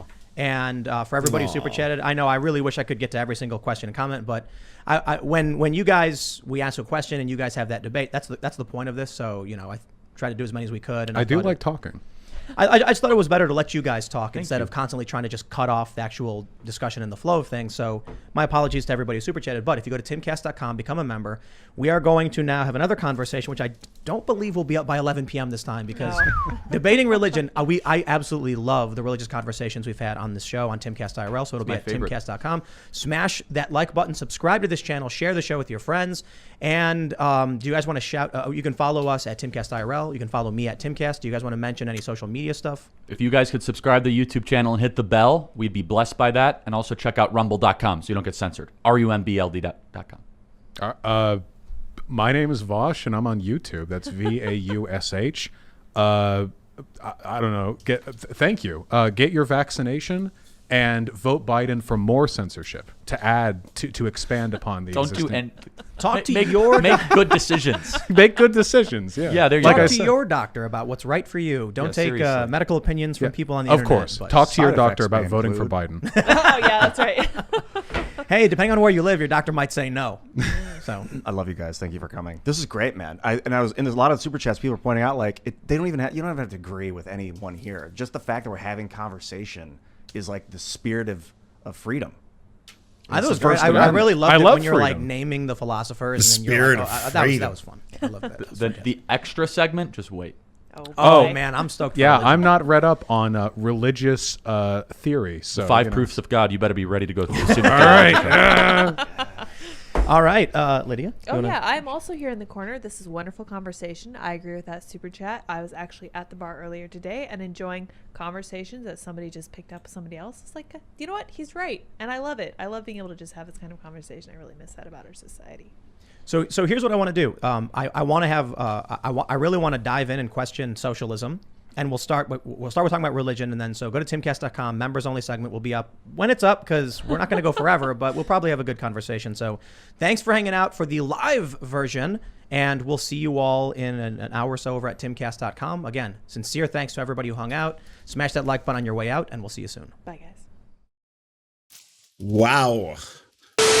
Do you want movies and Serfs watching the movies? So then come over to the new channels. It's the Serfs Cinema. Thanks so much for watching, everybody. Can you do the thing, that thumbs up and comment and all those things that help us out in the algorithm that controls every aspect of our lives? Also, if you happen to have a Facebook account, can you delete it? Like just delete it. You should probably delete your Facebook account because it's not a great company. But hey, if you can't do that for whatever reason, I understand. And could you also go to facebook.com/thesurftimes then and give us a little like and a follow. We're just trying to push back against the fact that people like Ben Shapiro happen to dominate the platform entirely. And when everyone asks why do older generations believe the things they believe, one of the problems is the majority of them on social media use Facebook. So to counter that, we're just going to be on there too now. Also, if you happen to have a union or a worker co-op or even a leftist project podcast, website, Zoom, MySpace, it doesn't matter. We will advertise it for free on this channel. All you got to do is go to weareserfs.com and use the forms that we got there, weareserfs.com. Thanks, everybody. To our wonderful gods, Xander Corvus, VK Jehannam, T. Grow, and Peyton L. Just. may you smite all of our enemies. To our monarchs, Tom Spiker and the Tim Caucus, we are your humble servants, ready to do all your bidding. To our lords, Evan Nudie, Trevor R., Alexander Thaler, Ryan Lubin, and Jeff Lamb, we shall proudly carry your banner on the online battlefield.